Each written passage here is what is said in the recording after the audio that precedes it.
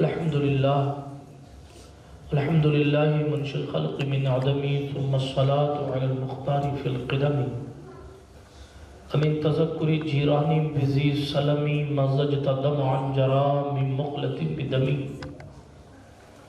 مولاي صل وسلم دائما أبدا على حبيبك خير الخلق كلهم محمد سيد الكونين والثقلين والفريقين من عرب ومن عجم هو الحبيب الذي ترجى شفاعته لكل هول من الأهوال مقتحم ثم الرضا عن أبي بكر وعن عمر وعن علي وعن عثمان ذي الكرم والآل والصحابة ثم التابعين لهم أهل التقى والنقى والحلم والكرم يا ربي بالمصطفى بلغ مقاصدنا يا ربي بالمصطفى بلغ مقاصدنا يا ربي بالمصطفى بلغ مقاصدنا واغفر لنا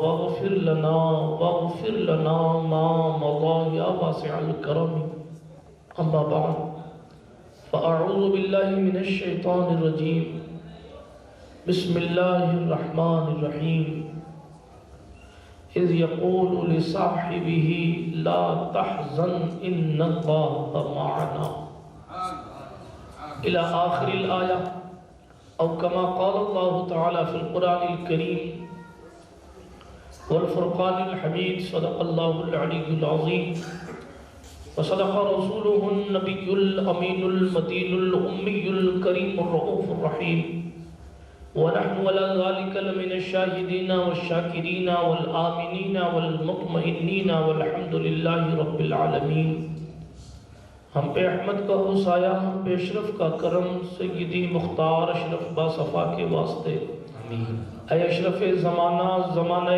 مدد نما درہائے بسترا ذکلید کرم کشا سرورا شاہ کریمہ دستگیرہ اشرفا حرمت روح پیمبر یک نظر کن سوئے ماں معین الدین حسن عالم پناہ بسوئے ماں غریباں یک نگاہ پیرے پیراں میرے میراں شاہ جیلاں ہو سپا ایک نظر داری برحال ماں پریشاں ہو سپا لی خمسۃ نطفی بها حر الوباء الحاطمہ المصطفیٰ والمرتضی وابناہما والفاطمہ غریبم یا رسول اللہ غریبم ندارم در جہاں جزت حبیبم مرض دارم زعسیاں را لا دوائے مگر الطاف تو باشد طبیبم بری نازم کے ہستم امت تو گناہ گارم ولیکن خوش نصیبم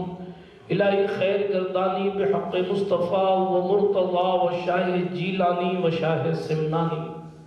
آئیے اس محفل یار مصطفیٰ میں کچھ عرض و معروف سے قبل اپنے اسلاف کے طریقے کے مطابق صاحب لولاک سیاح افلاک خاتم پیغمبران شفیع مجرمہ انیس بے کساں چارہ ساز درد مندہ رحمت عالمیہ خسرو خوباں سرور لالا رخاں امام کائنات مالک کائنات مختار کائنات مقصود کائنات باعث تخلیق کائنات وجہ تکوین کائنات سبحان اللہ مصطفیٰ جان رحمت شمع بزم ہدایت نوشہ بزم جنت ہم فقیروں کی ثروت مطلع ہر سعادت مقطع ہر سیادت رسول رحمت نبی رحمت شفیع امت ارواحنا فدا صلی اللہ علیہ وسلم کی خدمت اقدس بابرکت میں جی لگا کر سنی گھن گرج کے ساتھ بلند آواز سے درود شریف کا نذرانہ پیش فرمائیں. اللہم صلی علی سیدنا و مولانا محمد وعلی آل سیدنا و مولانا محمد صلاة تنجینا بها من جمیع الاحوال والآفات وتقضی لنا بها جمیع الحاجات وتطہرنا بها من جمیع السیئات وترفعنا بها عندك على الدرجات وتبلغنا بها أقصى الغايات من جميع الخيرات في الحياة وبعد الممات انکا قریب مجیب الدعوات وانت علی کل شیء قدیر۔ سایہ مصطفیٰ مایہ اصطفیٰ، سایہ مصطفیٰ مایہ اصطفیٰ، عز و ناز خلافت پہ لاکھوں سلام۔ یعنی اس افضل الخلق بعد الرسل، ثانی اثنین ہجرت پہ لاکھوں سلام۔ اصدق الصادقین امام المتقین، چشم گوش وزارت پہ لاکھوں سلام۔ سبحان اللہ۔ اللہ رب العزت کا کروڑوں احسان ہے کہ اس نے ہمیں اور آپ کو اس پاکیزہ طیب محفل میں بیٹھنے کی سعادت بخشی ہے۔ اللہ رب العزت اس محفل کو منعقد کرنے والے تمامی حضرات کو جزائے خیر عطا فرمائے۔ فقیر کے لیے یہ لمحہ، یہ موقع باعث سب افتخار ہے کہ پیرے پیراں میرے میرا شاہ جیلاں، شہنشاہ بغداد، پیران پیر روشن ضمیر سراپا دستگیر، قطب ربانی شاہ باز لامکانی، قندیل نورانی محبوب سبحانی غوث سمدانی، پیر لاسانی سیدنا شیخ ابو محمد سید عبد القادر جیلانی الحسنی والحسینی مکمل پنجتنی رضی اللہ تعالیٰ عنہ کے گلشن مبارک کا ایک مہکتا ہوا پھول جس گلشن کو آباد کیے ہوئے ہے، آج میں اس علاقہ محبت میں بیٹھ کر کچھ اللہ، اس کے رسول اور اللہ کے محبوب بندوں کی باتیں کرنے آیا ہوں۔ اللہ پاک میری آپ کی حاضری کو شرف اجابت و قبولیت عطا فرمائے، اور ہمیں اور آپ کو سیدی سرکار عالی وقار مخدوم گرامی سید رزق اللہ شاہ صاحب رحمت اللہ تعالیٰ علیہ کے فیضان ولایت سے ہمیں اور آپ کو مالا مال فرمائے۔ برادران ملت اسلامیہ، اس خاکدان کیتی پہ اللہ رب العزت نے ہمارے اور آپ کے پیغمبر کو سب سے افضل و برتر بنایا ہے۔ یہ جتنی فضیلتیں اور جتنی افضلیتیں ہیں، یہ سب کچھ رسول رحمت صلی اللہ تعالیٰ علیہ وآلہ وسلم کا صدقہ ہے۔ آپ کی توجہ میری طرف ہونی چاہیے اور مجھے یہ لگنا چاہیے کہ آپ شوق سے سننے بیٹھے ہیں، اس لیے کہ جب فضائل پڑھے جائیں تو بندے کو فضائل اور خصائل سن کر اپنے عشق کا اظہار کرنا چاہیے، اور جب کٹی پھٹی پینٹوں اور ٹیڑھے میڑھے بالوں پر گفتگو ہو تو پھر توجہ سے سننا چاہیے۔ اسی لیے آج میں فضائل پڑھنے بیٹھا ہوں، کچھ باتیں انشاءاللہ الرحمن اللہ نے توفیق دی تو اصلاح کی بھی کروں گا، لیکن تیزی کے ساتھ میں اپنی گفتگو کو شروع کرتا ہوں، توجہ آپ کی مبذول نہ ہو۔ میں آپ کے یہاں پہلی مرتبہ تقریر کرنے آیا ہوں، حاضری دینے تو سید سہیل صاحب کی معیت میں پہلے بھی آ چکا ہوں، پہلے فقط میں حاضری دینے کے لیے آیا تھا۔ آج الحمدللہ رب العالمین پھر موقع میسر آیا حاضری دینے کا۔ یہ بڑے کرم کے ہیں فیصلے، یہ بڑے نصیب کی بات ہے۔ یہ ہمارے اور آپ کی، یہ ہمارا اور آپ کا مقدر ہے کہ ہم اور آپ اس بزرگ کے سائے میں بیٹھے ہیں جو کل بروز قیامت ہزاروں ہزار لوگوں کی سفارش کرنے کا اختیار رکھتا ہے۔ اللہ پاک ہماری اور آپ کی حاضری کو قبولیت کا شرف بخشے۔ تو میں گزارش یہ کر رہا تھا کہ میں نہیں جانتا کہ آپ کیسے سنتے ہیں، اس لیے گزارش یہ کر رہا ہوں کہ میری طرف توجہ رکھیں۔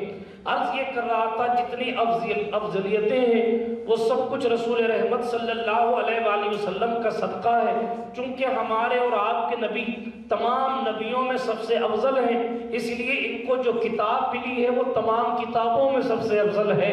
چونکہ ہمارے اور آپ کے نبی تمام رسولوں میں سب سے افضل ہیں، اس لیے ان کو جو بیویاں ملی ہیں وہ تمام دنیا کی بیویوں میں سب سے افضل ہیں۔ اور قرآن کہتا ہے یا نساء النبی کی لستن کاحد من النساء، اے نبی کی عورتوں تمہاری جیسی کوئی عورت نہیں ہے۔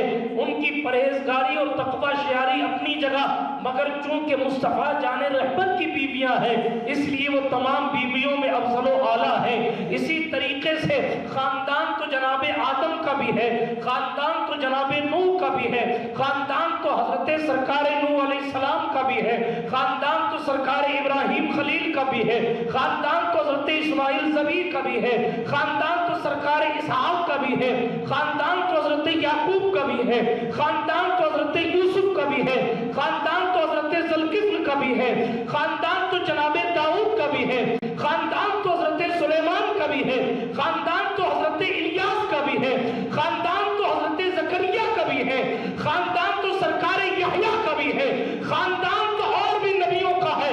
موسیٰ کا اپنا خاندان ہے، ہارون کا اپنا خاندان ہے، جناب یونس کا اپنا خاندان ہے، حضرت لوط کا اپنا خاندان ہے، حضرت دانیال کا اپنا خاندان ہے، سب کے کنبے بے مثل و بے مثال ہے، مگر جناب تمام خاندانوں میں سب سے افضل اگر کسی کا خاندان ہے تو سیدہ زہرا کا خاندان ہے۔ وہ اس لیے ہے کیونکہ یہ خاندان اس روئے زمین کے سب سے افضل شخص محمد عربی صلی اللہ علیہ وسلم کا خاندان ہے۔ بے شک، سبحان اللہ۔ ساری کائنات میں جس کو جو ملا ہے وہ ہمارے اور آپ کے نبی کا صدقہ ہے۔ بے شک، اللہ رب العرش جس کو جو ملا ان سے ملا، بڑھتی ہے کونین میں نعمت رسول اللہ کی۔ برادران ملت اسلامیہ، انہی نسبتوں کی وجہ سے سب افضلیتیں ہیں۔ دور ایک سے بڑھ کر ایک سنہرے دور آئے۔ کیا سلیمان علیہ السلام کا دور کوئی ہلکا پھلکا دور تھا؟ آج کے دور میں اگر وہ دور یاد کیا جائے تو دل خوشی سے مچل اٹھتا ہے کہ دھوپ سے بچنے کے لیے چھاتے کی ضرورت نہیں ہوتی، بلکہ پرندے اپنے پروں کو ملا کر سلیمان کو دھوپ سے بچا لیتے تھے۔ سبحان اللہ۔ کیا بہترین دور تھا کہ پانی کہاں ہے یہ ان کے ساتھ رہنے والا پرندہ بتا دیتا۔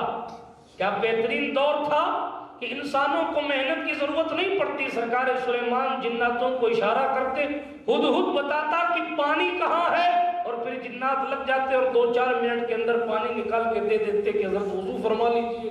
سبحان اللہ۔ کتنا خوبصورت دور تھا، لیکن تمام دور پر زندگیاں قربان۔ لیکن حضور علیہ السلام نے کیا فرمایا؟ مشہور سی بات ہے، سرکار فرماتے ہیں خیر القرون قرنی۔ آدم سے لے کے عیسیٰ تک سب کے دور آئے، ایک سے بڑھ کر ایک اچھے دور تھے، مگر سنو تمام زمانوں میں سب سے بہترین زمانہ میرا زمانہ۔ سبحان اللہ۔ کیونکہ زمانے کو نسبت سرکار مدینہ صلی اللہ علیہ وسلم سے بلا تشبیہ و تمثیل، ساتھ ہی تمام نبیوں کے پاس رہے۔ جن جن کو اللہ نے توفیق دی، جن جن کو توفیق دی، انہوں نے وقت کے نبیوں سے وفا کی، مگر تمام ساتھیوں کا مقدر اپنی جگہ ہے۔ مصطفیٰ کے تمام ساتھی دنیا کے تمام ساتھیوں میں سب سے افضل ہے۔ وہ اس لیے صحابہ افضل ہے۔ کیوں افضل ہے صحابہ؟ اس لیے افضل ہے کیونکہ وہ مصطفیٰ جان رحمت کے وفادار ہیں۔ جس طرح حضور کی نسبت سے حضور کی کتاب افضل، جس طرح حضور کی نسبت سے حضور علیہ السلام کی بیوی افضل، جس طرح حضور کی نسبت سے حضور کا دور افضل، جس طرح حضور کی نسبت سے حضور کا خاندان افضل، بلا تشبیہ و تمثیل حضور کی نسبت سے حضور کے 1,24,000 کم و بیش تمام صحابہ کلہم عدول کا تاج لے کر دنیا کے تمام نبیوں کے صحابہ میں اپنی افضلیت آپ رکھتے ہیں۔ کیوں رکھتے ہیں؟ اس لیے کہ وہ حضور کے صحابی۔ اب آپ بتائیں، جب تمام نبیوں میں سب سے افضل، تمام نبیوں کے ساتھیوں کی تمام جماعتوں میں سب سے افضل جماعت وہ ہے جو مصطفیٰ کی ساتھی۔ مصطفیٰ جان رحمت کا ساتھی جب کسی کو بنانا ہو تو اتنی آسانی سے تو کسی کو حضور کا ساتھ نہ مل جائے، اور حضور علیہ الصلوۃ والتسلیم کی بارگاہ میں تو کوئی اتنی آسانی سے مقبول نہیں ہوتا۔ لیکن جناب والا جس کو مصطفیٰ جان رحمت علیہ السلام کے جگر کے قریب کرنا ہے، قدرت اس کی اپنی حفاظت فرماتی ہے۔ جس کو مصطفیٰ کا وفادار بنانا ہے، قدرت اس کی الگ حفاظت فرماتی ہے۔ اللہ الصمد۔ میں اپنی تمہید کو لمبی نہ کرتے ہوئے تیزی کے ساتھ اپنی بات کو آگے بڑھاتا ہوں۔ سرکار مصطفیٰ جان رحمت علیہ السلام کے صحابہ میں یوں تو ایک سے بڑھ کر ایک فضیلت لوگوں کو میسر آئی ہے، مگر جو مقام و مرتبہ ابو بکر صدیق کا ہے وہ مرتبہ کسی اور کو میسر نہیں آیا۔ وہ کیوں نہیں آیا؟ اس لیے کہ صدیق کی جو قربانیاں ہیں وہ قربانیاں کسی اور کوئی اور دے نہیں سکا۔ اس لیے کہ مصطفیٰ جان رحمت علیہ السلام نے جس وقت اعلان نبوت کیا ہے اس وقت صداقت کا تاجدار ہو گیا ہے۔ میں ڈیٹیل میں نہیں جاتا، تیزی کے ساتھ عرض کرتا ہوں۔ مصطفیٰ جان رحمت علیہ السلام کی مبارک عمر 40 سال ہوئی تب جا کر سرکار نے نبوت کا اعلان فرمایا. نبی کب سے ہے کسی کو نہیں پتا. نہیں آپ نہیں کہہ سکتے جنم سے. ایک صحابی نے پوچھا یا رسول اللہ متا وجبت لکن نبوہ، آپ کے لیے آپ کی نبوت کب ثابت ہوئی؟ تو حضور علیہ السلام نے فرمایا وآدم بین الروح والجسد، آدم جسم اور روح کے درمیان تھے. سبحان اللہ کب کہیں گے؟ ایک بار گجراتی پھر آئے گا پردھان منتری بنے گا تب کہیں گے سبحان اللہ. زور سے کہیں سبحان اللہ. سبحان اللہ نہ میرے بات کی تعریف ہے نہ کسی اور سید صاحب کے بات کی تعریف ہے، یہ اللہ پاک کی تعریف ہے. اس کا معنی ہوتا ہے اللہ پاک ہے، ہر کمی سے، ہر نقص سے، ہر عاجزی سے اللہ پاک ہے. میں کہا کرتا ہوں بندہ جب بار بار سبحان اللہ کہتا ہے ہمارا فائدہ تو ہوتا ہی ہے کہ ہمیں بولنے میں جوش آتا ہے، لیکن آپ کا فائدہ بہتر ہوتا ہے. یہ کیا فائدہ ہوتا ہے؟ اب بندہ جب بار بار کہتا اللہ پاک ہے، اللہ پاک ہے، اللہ پاک ہے، تو ایک بار اس کی رحمت کے فرشتے بھی کہہ دیں گے تو بار بار اللہ کے پاک ہونے کا اقرار کرتا ہے، جا آج سے تو گناہوں سے پاک. سبحان اللہ. اسی لیے سبحان اللہ کہا کرے. سبحان اللہ کہنے کی فضیلتیں بہت زیادہ ہیں. بخاری شریف پڑھیے گا، میں ڈیٹیل میں نہیں جاتا. عرض یہ کر رہا تھا مصطفیٰ کریم صلی اللہ علیہ وآلہ وسلم نبی کب سے ہے یہ کسی کو پتا نہیں ہے کہ نبی کب سے ہے. ایک حدیث اشارتاً ملتی ہے، سرکار سے پوچھا گیا آپ کے لیے آپ کی نبوت کب ثابت ہوئی؟ تو حضور نے کیا جواب دیا؟ آپ ربیع النور کے مہینے میں سنتے کہ آدم روح اور جسم کے درمیان تھے، میں اس وقت بھی نبی تھا. لیکن حضرت امام صاحب اس میں یہ بھی نہیں ہے، یہ تھوڑی کہ حضور نے میں تب سے نبی ہوں. کب سے کا جواب اس میں نہیں ہے. اس میں تو سوال ایک انسان نے کیا تو حضور نے جواب دے دیا جب انسان پہلا انسان ابو البشر وہ بھی نہیں تھا تب بھی میں تھا. حضور نے یہ تو نہیں کہا جب سے آدم ہے تب سے میں ہوں. حضور نے یہ تو نہیں کہا کہ آدم کا پتلا تیار کیا جا رہا تھا تو میں ہوں تب سے نہیں، اس وقت بھی تھا. کب سے پتا نہیں. ایک دن جبریل کہنے لگے، سرکار نے پوچھا جبریل تمہاری عمر کتنی ہے؟ میں نے اپنی تقریر شروع نہیں کی، ابھی میں آپ کو گرما رہا. اگر کمر ساتھ دیکھتی ہو تو ٹیپ چھوڑ کے بیٹھے، اس لیے کہ اس یار غار کا ذکر کیا جا رہا ہے جو حضور کو اپنے کندھے پر لے کر چڑھا تھا. اگر آپ اسی طریقے سے بے سہاراؤں کی طرح بیٹھیں گے تو پھر اللہ ہی خیر فرمائے.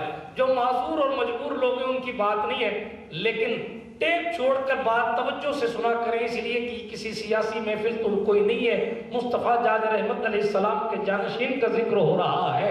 یار اللہ کے رسول علیہ السلام کے کسی غلام کا ذکر ہو، حضور علیہ السلام کی صدیوں بعد کسی کو غلامی کا شرف مل جائے، جب اس کا ذکر رحمتوں کے نزول کا سبب بنتا ہے تو جس نے مصطفیٰ کو اپنی گود میں رکھ کر 3 دن تک غار ثور میں خدمت کی تھی اس کا مقام کیا ہوگا. میں اس طرف آؤں گا، ابھی میں تیزی کے ساتھ تم جو ہے وہ آپ کو گرما رہا ہوں. سرکار جبریل امین سے پوچھا گیا جبریل عمر کتنی ہے؟ سرکار جبریل نے کہا یا رسول اللہ 70,000 سال میں ستارہ ایک بار چمکتا تھا، 72,000 مرتبہ میں نے اس کو دیکھا ہے. حدیث آپ نے سن رکھی ہے، میرے کریم مصطفیٰ نے اپنا امامہ شریف پیچھے کیا، پیشانی چمکی اور پیشانی کی چمک دکھا کر سیدہ زہرا کے بابا نے کہا اے جبریل وہ تارا یوں ہی تو نہیں چمکتا تھا. جبریل نے جب پیشانی کی چمک دیکھی تو کہا خدا کی قسم وہ ستارہ یوں ہی تو چمکتا تھا. حضور نے کہا وہ عزت ربی ذالک الکوكب، مجھے میرے رب کی عزت کی قسم ہے وہ ستارہ میں ہی تھا.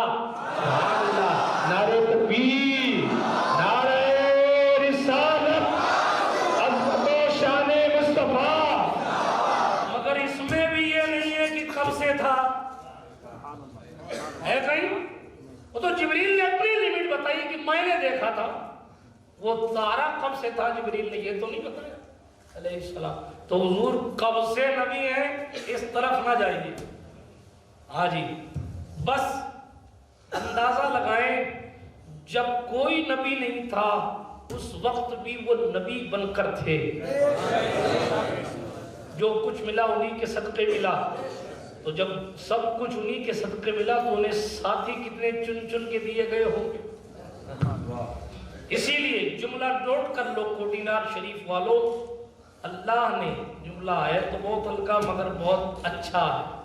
ہلکا مطلب بولنے میں ہلکا ہے. کیا؟ اللہ پاک نے اپنے محبوب کو صلی اللہ علیہ وسلم، اللہ پاک نے اپنے محبوب کو رشتہ دار بھی بے مثال دیے ہیں اور یار بھی بے مثال دیے ہیں.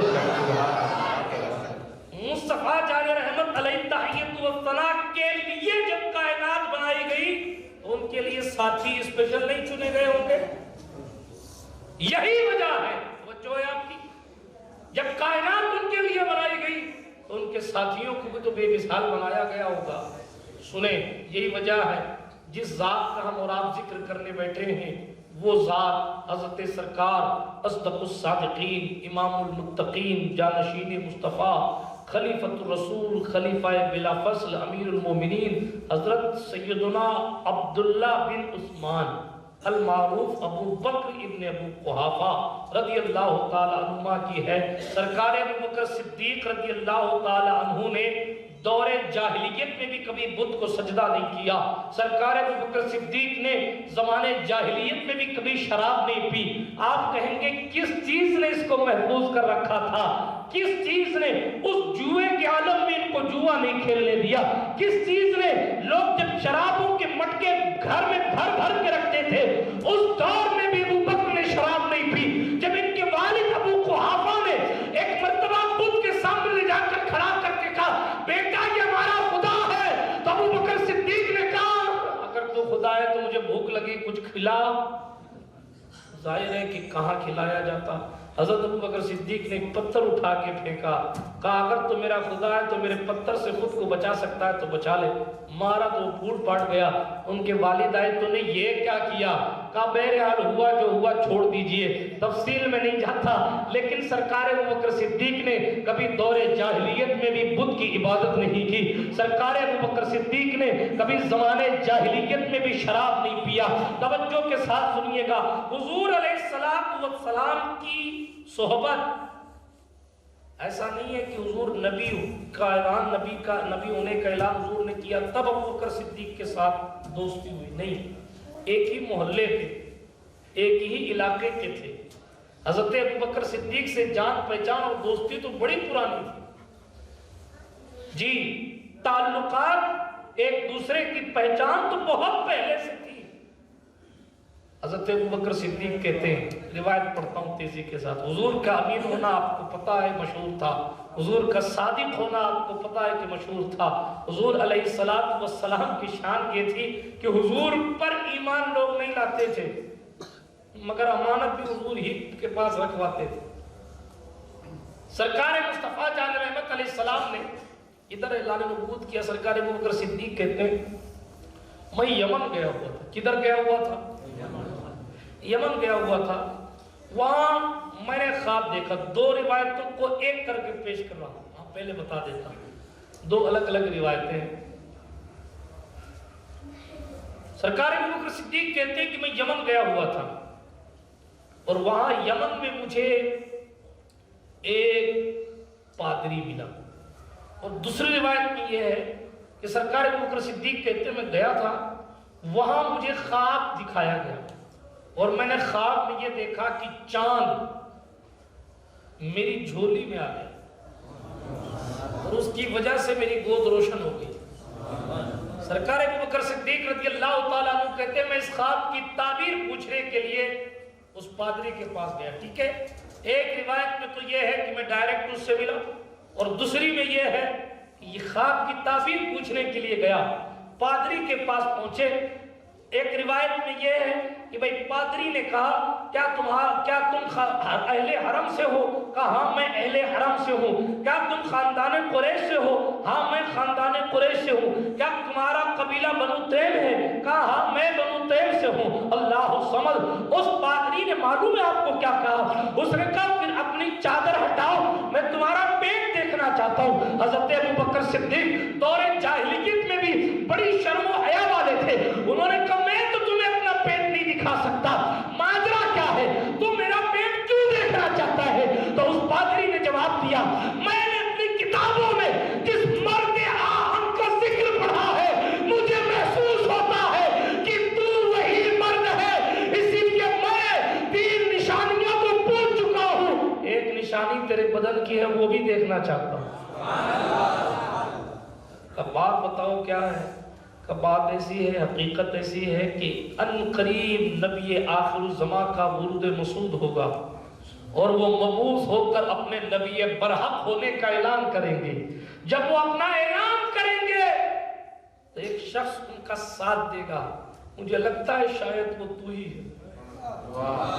اپنے پیٹ سے چادر ہٹاؤ, اسد الغابہ کی روایت ہے. ہاں ایسا نہیں کہ میں فیس بک پہ دیکھ کے پڑھ رہا ہوں, اسد الغابہ قاری کی معتبر کتاب علماء جانتے ہیں. اس میں لکھا ہے, اس پادری نے کہا ابو بکر اپنی چادر ہٹاؤ. ابو بکر کو ابو بکر کیوں کہتے ہیں؟ اس کی 2 وجہیں, عمومی طور پر یوں تو بہت ساری وجہیں, 2 وجہیں. ابو کا معنی والا, جیسے مولا علی کا لقب ابو تراب ہے, مٹی والا. سبحان اللہ کہو. علی کے نام پہ سبحان اللہ نہیں کہو گے تو کس کے نام پہ سبحان اللہ کہو گے؟ جس کو علی کے نام پہ سبحان اللہ نہ نکلے اس کو محفل سے اٹھ جانا چاہیے, اس لیے کہ جناب والا بغیر علی کے ایمان مکمل نہیں ہوتا ہے. مصطفیٰ جان رحمت علیہ الصلوۃ والتسلیم کے جانشین کا نام بھی علی ہے, مصطفیٰ کے بھائی کا نام بھی علی ہے. حضور علیہ السلام نے جس کے بارے میں فرمایا انت اخی فی الدنیا والآخرہ, علی تو دنیا میں بھی میرا بھائی ہے, آخرت میں بھی میرا بھائی ہے. یہ الگ بات ہے, علی نے کبھی حضور کو بھائی نہیں کہا. غور کرنے کی بات, حضور نے علی کو بھائی کہا, مگر مولا علی نے کبھی حضور کو بھائی نہیں کہا, کبھی نہیں کہا یا آخی. ابو بکر صدیق حضور کے سسر ہیں, مگر ابو بکر صدیق نے کبھی یہ داماد کہہ کے نہیں پکارا, بلکہ عشق کا معاملہ یہ تھا کہ یہ کہتے یا رسول اللہ یا حبیب اللہ.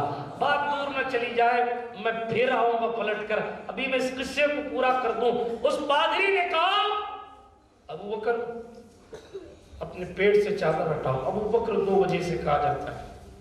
بکر کے معنی اونٹ وغیرہ کے بھی آتے ہیں, معنی بہت سارا. اونٹ سرکار ابو بکر صدیق کے پاس تھا, اسی لیے کہا کہ بھائی اونٹ والے یا اونٹ کے ریوڑ والے, اس لیے کنیت ابو بکر ہو گئی. دوسری وجہ یہ ہے کہ بکر کا معنی اولیت کا بھی آتا ہے, تو اسلام لانے میں پہلے ہیں, اس لیے ان کا نام جو ہے وہ ان کی کنیت ابو بکر پڑی, یعنی پہلے اسلام لانے والا. اسلام لانے کی 3 روایتیں کلیئر کر دو اس بات کو. حدیث شریف میں یہ بھی آیا کہ ابو بکر صدیق پہلے اسلام لائے. حدیث شریف میں یہ بھی آیا, مولا علی فرماتے ہیں حضور نے اگر دوشنبہ کے دن نبی ہونے کا اعلان کیا تو میں نے منگل کو کلمہ پڑھ لیا. حدیث شریف میں یہ بھی آیا کہ سب سے پہلے ایمان خدیجہ الکبریٰ لائی رضی اللہ تعالی عنہا. توجہ ہے آپ کی, سن لیجئے. اب آئیے اس دربار میں چلتے ہیں جس دربار کو امام اعظم کا دربار کہا جاتا ہے. یہ جناب والا یہ ہمارے اہل سنت کے علماء کی تطبیق ہے کہ جب 3 حدیثیں مل گئی تب امام اعظم رضی اللہ تعالیٰ عنہ نے تطبیق کی اور یہ کہا عورتوں میں پہلے خدیجہ لائی, بچوں میں پہلے علی لائے اور جوانوں میں پہلے اسلام ابو بکر لے کر آئے. اب آپ جوڑ گھٹاؤ نہ کریں کہ علی کی عمر کیا تھی اور ابو بکر کی عمر کیا تھی اور سیدہ خدیجہ کی عمر کیا تھی. یہ دیکھیں کہ تطبیق کرنے والا کوئی 14ویں صدی کا مفتی نہیں ہے, بلکہ امام الائمہ سراج الامہ کاشف الغمہ حضرت نعمان ابن ثابت امام اعظم ابو حنیفہ کی تطبیق ہے. وگرنہ تو سب سے پہلے جملہ اور کہہ دوں, سب سے پہلے اگر وحی کی کیفیت حضور نے کسی کو بتائی ہے تو وہ ذات زہرا پاک کی امی خدیجہ الکبریٰ کی ذات ہے. اگر سب سے پہلے وحی کا تذکرہ حضور نے کسی سے کیا ہے تو سیدہ خدیجہ سے کیا ہے. اگر آسمان و زمین کے بیچ میں جبریل کا بیٹھا ہونا حضور نے کسی سے ذکر کیا ہے تو وہ خدیجہ پاک سے ذکر کیا. اگر حضور علیہ السلام نے پہلی وحی کی کیفیت سب سے پہلے کسی کو بتائی ہے تو وہ خدیجہ پاک کو بتائی. جانے دے اس ڈیٹیل میں نہ جائے, اپنی بات صرف اتنی ہے جو امام الائمہ کہہ گئے. ہاں اسی لیے اعلیٰ حضرت اشرف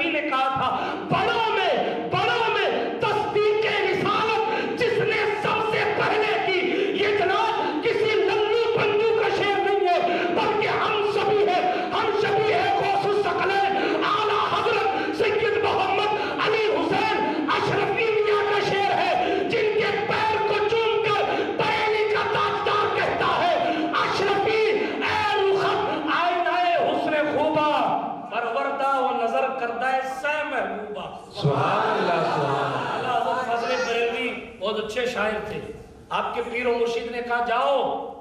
کہاں جا رہے ہو؟ کہا بریلی جاؤں گا. حضور کا دلی ہو کے جانا, محبوب الہی کو سلام کر کے جانا, اور جب محبوب الہی کی مسجد میں پہنچو گے تو غوث پاک کے ایک شہزادے تمہیں ملیں گے. میرا سلام کہہ دینا اور کہہ دینا کہ آپ کی امانت میرے مرشد کے پاس رکھی ہے, لے آئیے. اعلیٰ حضرت فاضل بریلوی علیہ الرحمہ پہنچتے ہیں.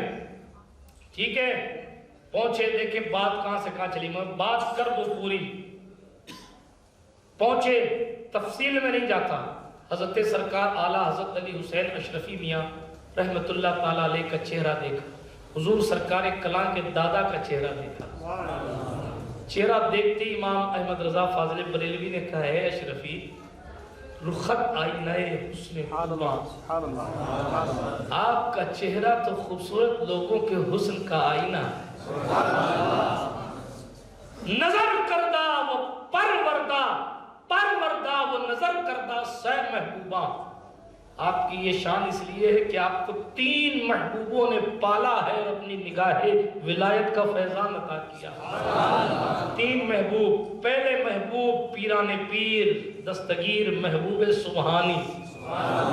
دوسرے محبوب جس آستانے پہ وہ کھڑے تھے حضرت سید محمد احمد سلطان المشائخ نظام الدین محبوب الہی. اور تیسرے محبوب غوث العالم تارک السلطنت قدوۃ الکبریٰ محبوب یزدانی سلطان سید محمد اوحد الدین اشرف جہانگیر سمنانی مخدوم کچوچھا رضی اللہ تعالیٰ. یہ 3 محبوب نے آپ کو پالا ہے. یہ اعلیٰ حضرت نے اعلیٰ حضرت کے لیے کہا, اشرفی میاں کے لیے. ان اشرفی میاں کا شعر میں پڑھ رہا تھا. اعلیٰ حضرت کے خود کے بیٹے حجت الاسلام حامد رضا خان صاحب رحمت اللہ تعالیٰ علیہ اعلیٰ حضرت اشرفی کے خلیفہ تھے. جانے دیں, تفصیلات میں نہیں جاتا, میں پھر کبھی پڑھوں گا. ابھی میں صرف شعر پڑھ رہا تھا, یہ میں اعلیٰ حضرت اشرفی کا شعر پڑھ رہا ہوں. بڑوں میں جس نے تصدیق رسالت سب سے پہلے کی, چھوٹوں کا کیا ہو گیا پتہ نہیں, کدھر کدھر کی باتیں ہونے لگی. اعلیٰ حضرت اشرفی کہتے ہیں بڑوں میں جس نے تصدیق رسالت سب سے پہلے کی, صداقت میں کوئی صدیق اکبر ہو نہیں سکتا. صداقت میں اسی کلام کا شعر ہے, کوئی ہو متقی و عالم و زاہد زمانے میں مگر آل پیمبر کے برابر ہو نہیں. چلیں پھر کبھی کلام سنایا جائے گا. ابھی تو میں سرکار ابو بکر صدیق کی بات کر رہا تھا, تفصیل میں نہیں جاتا. آپ بور تو نہیں ہو رہے؟ ہاتھ اٹھا کر بتائیں, اتنے لوگ بور ہو رہے ہیں.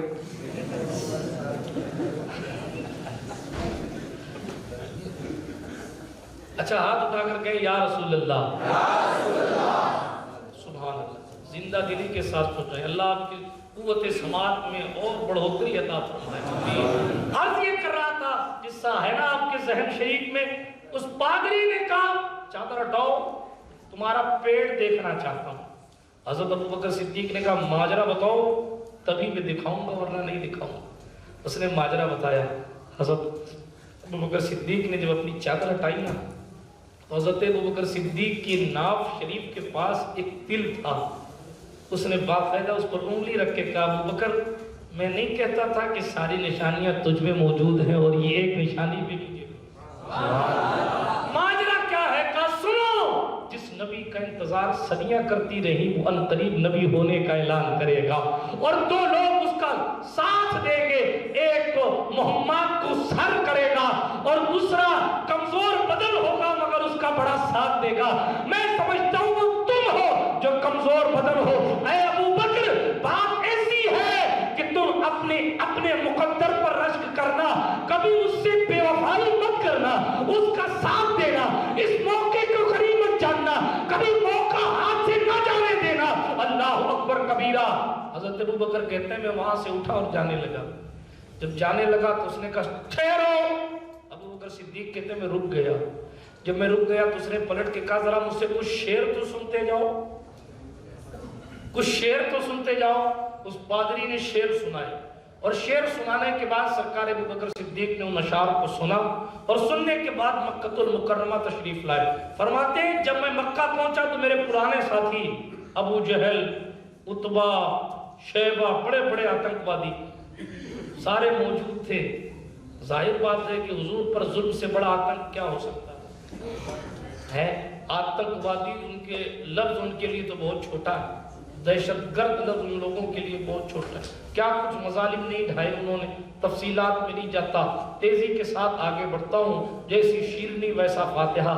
اگر آپ اسی طرح سنیں گے تو میں ابھی تک سرکار ابو بکر پر بولنا شروع ہوا ہوں۔ سرکار ابو بکر صدیق رضی اللہ تعالیٰ عنہ ہیں۔ سرکار ابو بکر کہتے ہیں میں مکہ المکرمہ پہنچا، جب میں مکہ پہنچا تو میرے ان ساتھیوں نے ابو البختری، عتبہ، شیبہ وغیرہ نے، جہب، امیہ، ابو بلال حبشی جس کے غلام تھے، وہ سارے لوگ میرے پاس آئے اور سرکار ابو بکر سے کہا ابو بکر تمہارا دوست ہے نا وہ، اس نے کہا کہ میں نبی ہوں، وہ تمام معبودوں کو جھوٹا کہتا ہے اور اپنے آپ کو اکیلا سچا کہتا ہے۔ حضرت ابو بکر صدیق سے ان لوگوں نے مطالبہ کیا، تمہارے آنے کا انتظار کر رہے تھے، اب تم آ گئے ہو، یا تو اس کو سمجھا دو یا پھر ہم اس کا بائیکاٹ کریں گے یا قتل عام کر دیں گے۔ اللہ الصمد، صداقت کے تاجدار کا مقام و مرتبہ زمانے جاہلیت میں کتنا تھا، ان کا تقدس کافروں کے دل میں کتنا تھا، آپ اس سے اندازہ لگا سکتے ہیں کہ حضرت ابو بکر صدیق رضی اللہ تعالیٰ عنہ سے ان کے دشمنوں نے کہا ابو بکر ایسا کر لینا،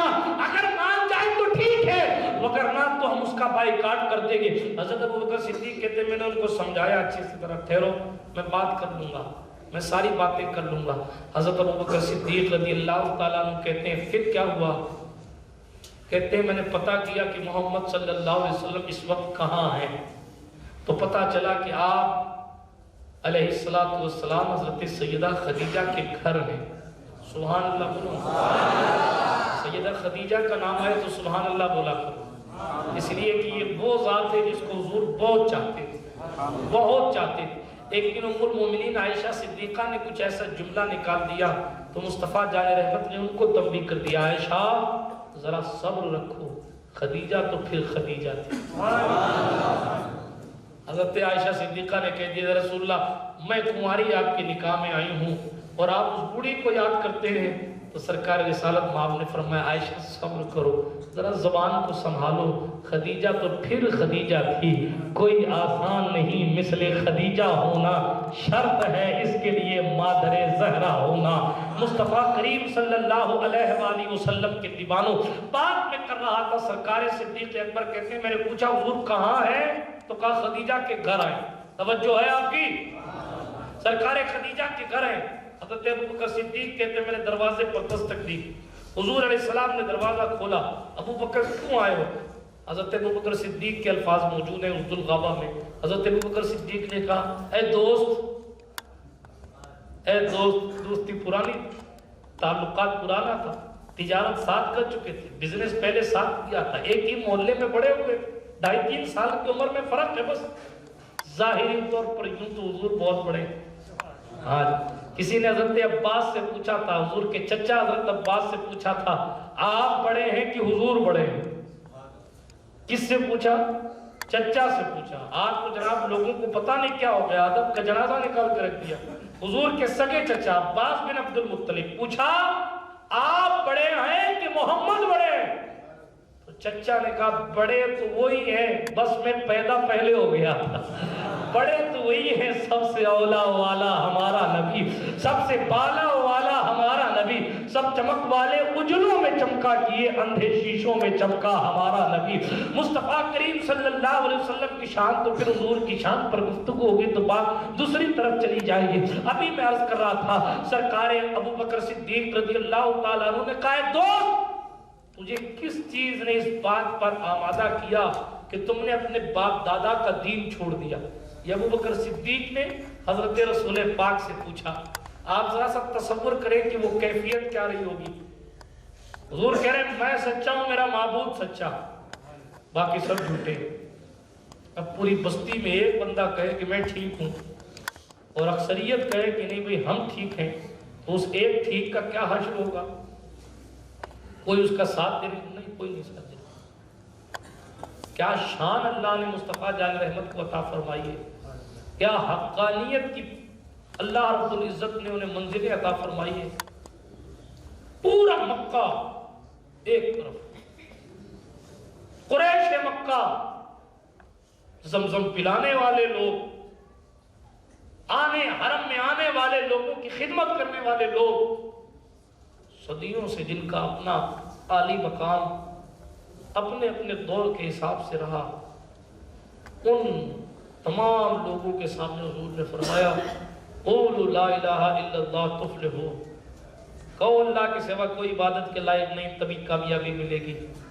سرکار رسالت مآب علیہ السلام کی یہ باتیں سنی، حضرت ابوبکر صدیق نے جب کہا کہ اے دوست، کس چیز نے تجھے اس بات پر آمادہ کیا کہ تم نے اللہ اکبر اپنے باپ داداؤں کا دین چھوڑ دیا؟ حضور نے فرمایا ابوبکر، میں نبی ہوں اللہ کا، میرا دین حق ہے، اللہ کے سوا کوئی عبادت کے لائق نہیں۔ ابوبکر، میں تم سے بھی کہتا ہوں کہ مسلمان ہو جاؤ۔ حضرت ابوبکر صدیق نے ٹائم نہیں لیا۔ اچھا، حضور اپنی زندگی کے آخری ایام میں بھی اسے یاد کرتے تھے سید صاحب۔ حضور کہتے تھے کسی نے کچھ تردد کیا، کسی نے کچھ تردد کیا، مگر ابوبکر وہ ہے جس نے کلمہ پڑھنے میں کچھ بھی تردد نہیں کیا۔ ابوبکر صدیق رضی اللہ تعالیٰ اتنا ضرور کہا جو اس روایت میں موجود ہے، سرکار مدینہ علیہ تحیت والثناء نے کہا ابوبکر تم بھی کلمہ پڑھ لو۔ کہا میں کلمہ تو پڑھ لوں گا، مگر تمہارا دعویٰ اتنا بڑا ہے، اس پر کوئی دلیل ہے؟ آپ کا دعویٰ یہ ہے کہ سب جھوٹے میں سچا ہوں، آپ کا دعویٰ یہ 360 جو کعبے میں رکھے یہ سب جھوٹے ہیں، میرا خدا سچا ہے، تو آپ کی کوئی دلیل ہے؟ تو مصطفیٰ جان رحمت علیہ السلام نے غیب دان نبی نے پلٹ کر فرمایا ابو بکر صدیق، اے ابو بکر، کیا تمہیں دلیل وہ دلیل کافی نہیں کہ جو یمن میں تمہیں بوڑھا پادری ملا تھا، کیا وہ دلیل کافی نہیں؟ حضرت ابو بکر صدیق نے کہا میں تو بہت سے پادریوں سے ملا ہوں، بہت سے بوڑھوں سے ملا ہوں، آپ کون سے بوڑھے کی بات کرتے ہیں؟ مصطفیٰ نے فرمایا ابو بکر وہی بوڑھا جو تمہیں شعر سنا رہا تھا اور اس نے میرے نبی ہونے کی بات تمہارے دل میں اتاری تھی۔ صداقت کے تاجدار نے کہا اے محمد، تمہارا دین سچا، تمہارا خدا سچا، تم سچے، تمہاری کتاب سچی۔ ابو بکر صدیق ابھی تصدیق کرتا ہے اشہد ان لا الہ الا اللہ و اشہد ان محمدا عبدہ و رسولہ۔ یہ ابو بکر صدیق کے ایمان لانے کا قصہ۔ دوسری روایت جس میں یہ ہے کہ حضرت ابو بکر صدیق پادری کے پاس پہنچے، خواب بیان کیا، خواب سنے کہا القریب نبی کو اپنی گود میں لو گے۔ حضرت ابو بکر صدیق مکہ پہنچے، حضور سے ملاقات ہوئی، سرکار مدینہ نے کہا مسلمان ہو جاؤ۔ سرکار ابو بکر نے کہا کوئی دلیل ہے؟ سرکار مصطفیٰ جان رحمت نے فرمایا کیا پادری نے خواب کی تعبیر نہیں بتائی تھی؟ سرکار ابو بکر صدیق نے سنا، سرنڈر ہو گئے کہ نہیں، کہاں یمن ہے کہاں مکہ ہے، مکے میں بیٹھ کر کوئی یمن کی خبریں دے دے تو جادو کا اثر یمن تک تو نہیں چلتا، یہ تو کچھ اور ہے، اور اسی کو نبوت کہتے ہیں۔ صداقت کے تاجدار نے مصطفیٰ جان رحمت صلی اللہ علیہ وآلہ وسلم کے دست حق پرست پر بیعت کر لی، مصطفیٰ جان رحمت علیہ السلام کے جانثار ہوئے۔ کیا شان اللہ نے انہیں عطا فرمائی! ساتھی تو بہت ہیں، اچھا ساتھیوں کو دیکھنا، ہمارے آپ کے ساتھی بھی بہت ہیں تو، مگر کوئی ساتھی دوسرے کے لیے، میں نے پچھلی کسی تقریر میں کہا تھا، اپنے تعلق کو خراب نہیں کرتا سید صاحب۔ اگر مثال کے طور پر اللہ نہ کرے میری کسی سے پڑھتی نہیں، امام صاحب سے مثال کے طور پر نہیں پڑھتی، اللہ نہ کرے نہیں پڑھتی، سید محمد باپو کو یہ پتا ہے کہ بھئی میری ان کی نہیں پڑھتی ہے، میرا دل تو یہ چاہے گا کہ میں امام صاحب سے نہیں بولتا ہوں تو سید صاحب بھی نہ بولے، اس لیے میری نہیں بنتی تو ان کی بھی نہ بنے، فطرت کا تقاضا تو یہی ہے، مگر کیا ایسا ہوتا ہے؟ نہیں ہوتا ہے۔ اب تو کنڈیشن یہ ہے کہ صاحب آپ کی نہیں بنتی نہ بنے، ہماری تو بنتی ہے، آپ اپنا جانو، ہم ہمارا دیکھیں گے، مگر لائیں ابو بکر جیسا کوئی لے کر آئے۔ آپ کو معلوم ہے آدمی کی کس سے نہیں بنے گی؟ باپ سے زیادہ قریبی رشتہ تو کسی کا نہیں ہے نا، حضرت ابوبکر صدیق ایک دن پہنچے حضور کی خدمت میں، آستینیں چڑھی ہوئی تھی۔ حضرت ابوبکر نے جب آستینیں چڑھی ہوئی ہیں حضور کی خدمت میں حاضر، حضور نے پوچھا ابوبکر جلال میں کیوں؟ کہا اپنے باپ کو دھکا دے کے آیا ہوں۔ کیوں؟ یا رسول اللہ وہ آپ کو گالی دیتا تھا، اجازت مانگنے آیا ہوں، آپ اجازت دیں تو میں اپنے باپ کا سر قلم کر دوں۔ یوں کوئی ابوبکر بن جاتا ہے؟ لوگ اپنی بری عادت حضور کے لیے چھوڑ نہیں پاتے، یہاں باپ کی گردن پر تلوار رکھنے کے لیے تیار۔ بیٹے نے عبد الرحمن بن ابو بکر نے کہا تھا مشہور سی بات، ابا جی بدر میں آپ میری تلوار کے نیچے آ گئے تھے مگر باپ سمجھ کر میں نے چھوڑ دیا۔ صداقت کے تاجدار نے جواب دیا، بیٹا جی اچھا ہوا، مقدر تمہارا اچھا تھا کہ تم میری تلوار کے نیچے نہیں آئے، ورنہ بیٹا سمجھ کر نہیں، غدار مصطفیٰ سمجھ کر میں تیرے سر کو تیرے بدن سے جدا کر۔ یہ سرکار صدیق کا مسلک ہے، تمہیں جانا تمہیں مانا، نہ رکھا غیر سے کام۔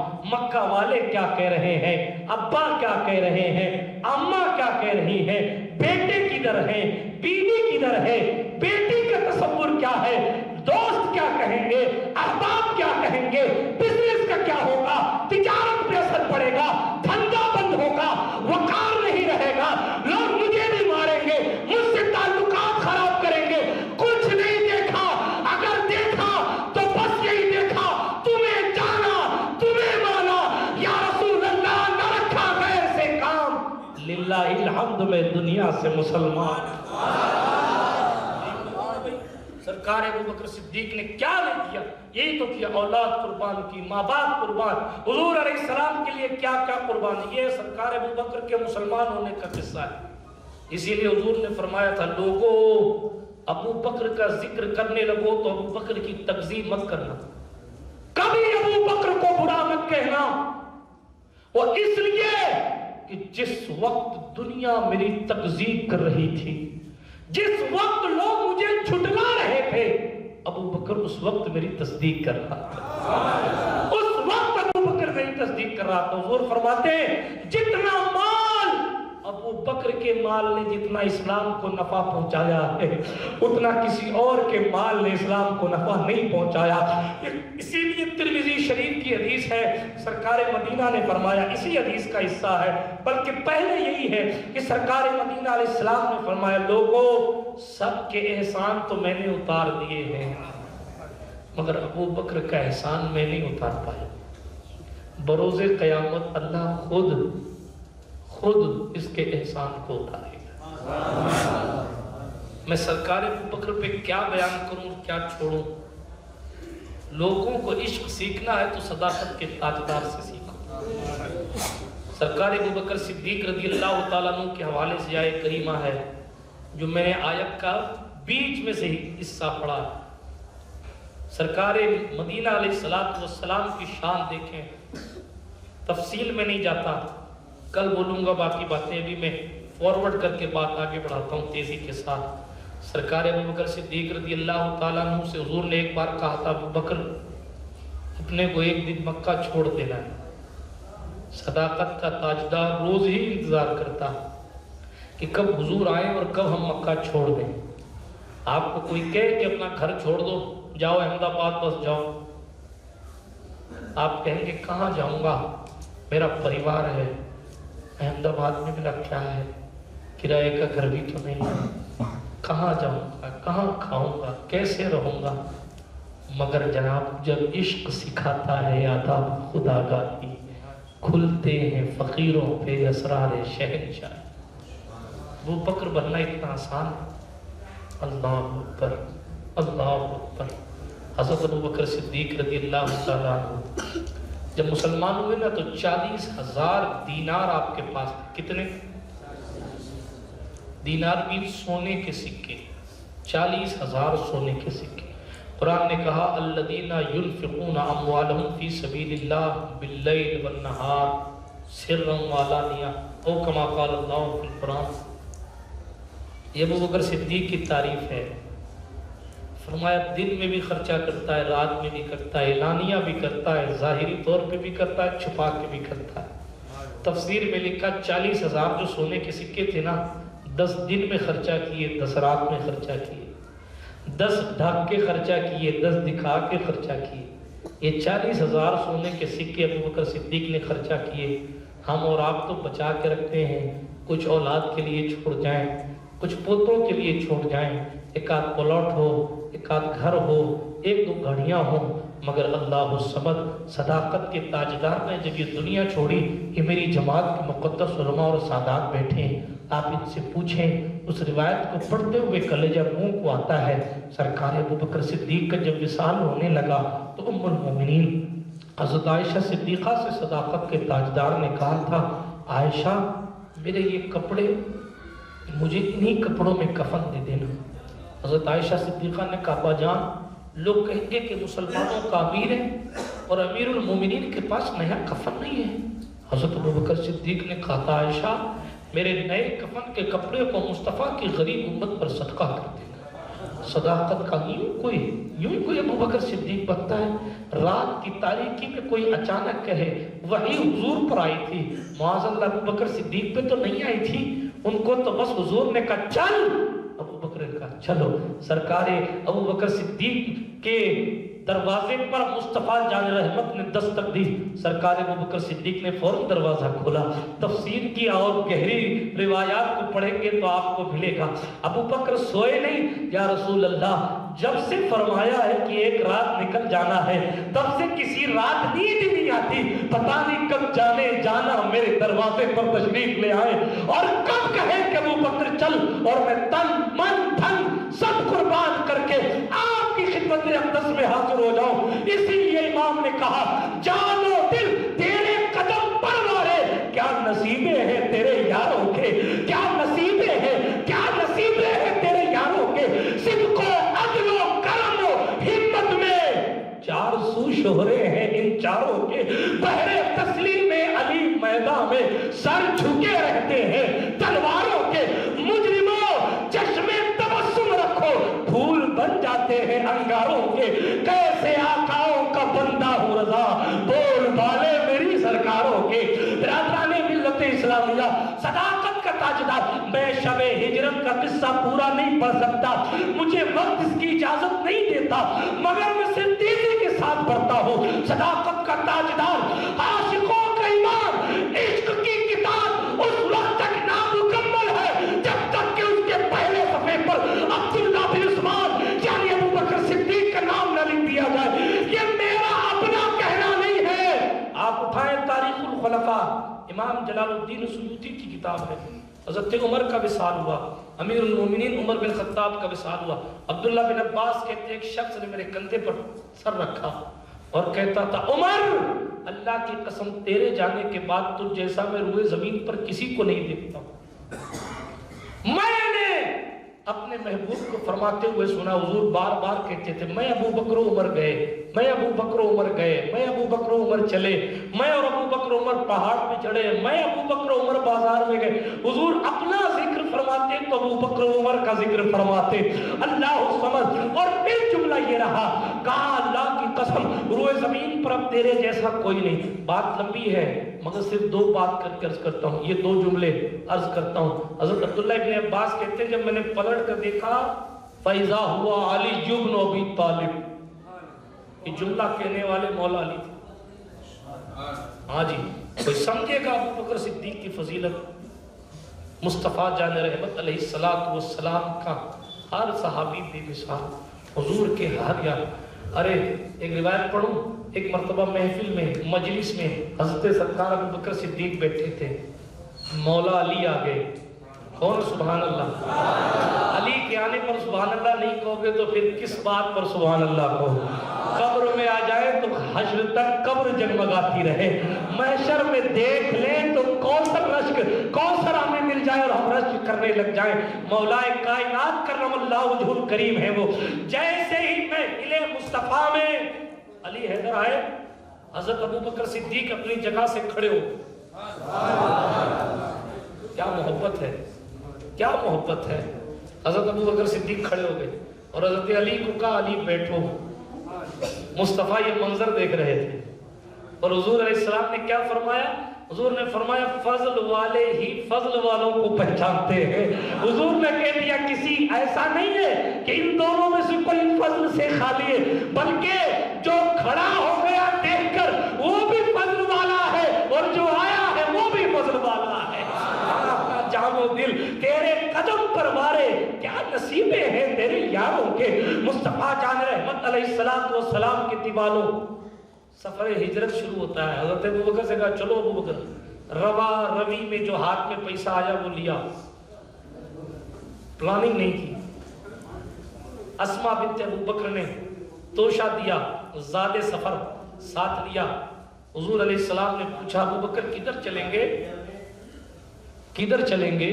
تو سرکار ابوبکر صدیق رضی اللہ تعالیٰ عنہ نے پلٹ کر کہا میں نے غار دیکھ رکھی ہے، چلتے ہیں اس غار میں چلتے ہیں، اس غار میں چلتے ہیں. صداقت کا تاجدار مصطفیٰ جان رحمت کا یار غار ابوبکر صدیق رضی اللہ تعالیٰ عنہ ہے. رات کی تاریکی، مکے کی سنگلاخ وادی، 3 میل کم و بیش، آج تو قریب ہو گیا، اس وقت تقریباً 9-10 کلومیٹر، اب تو گھوم کے جانا پڑتا ہے. 9-10 کلومیٹر تقریباً غار ثور ہے. صداقت کا تاجدار اپنے محبوب کو ساتھ میں لیے ہوئے، یا محبوب صداقت کے تاجدار کو ساتھ میں لیے ہوئے جا رہے ہیں.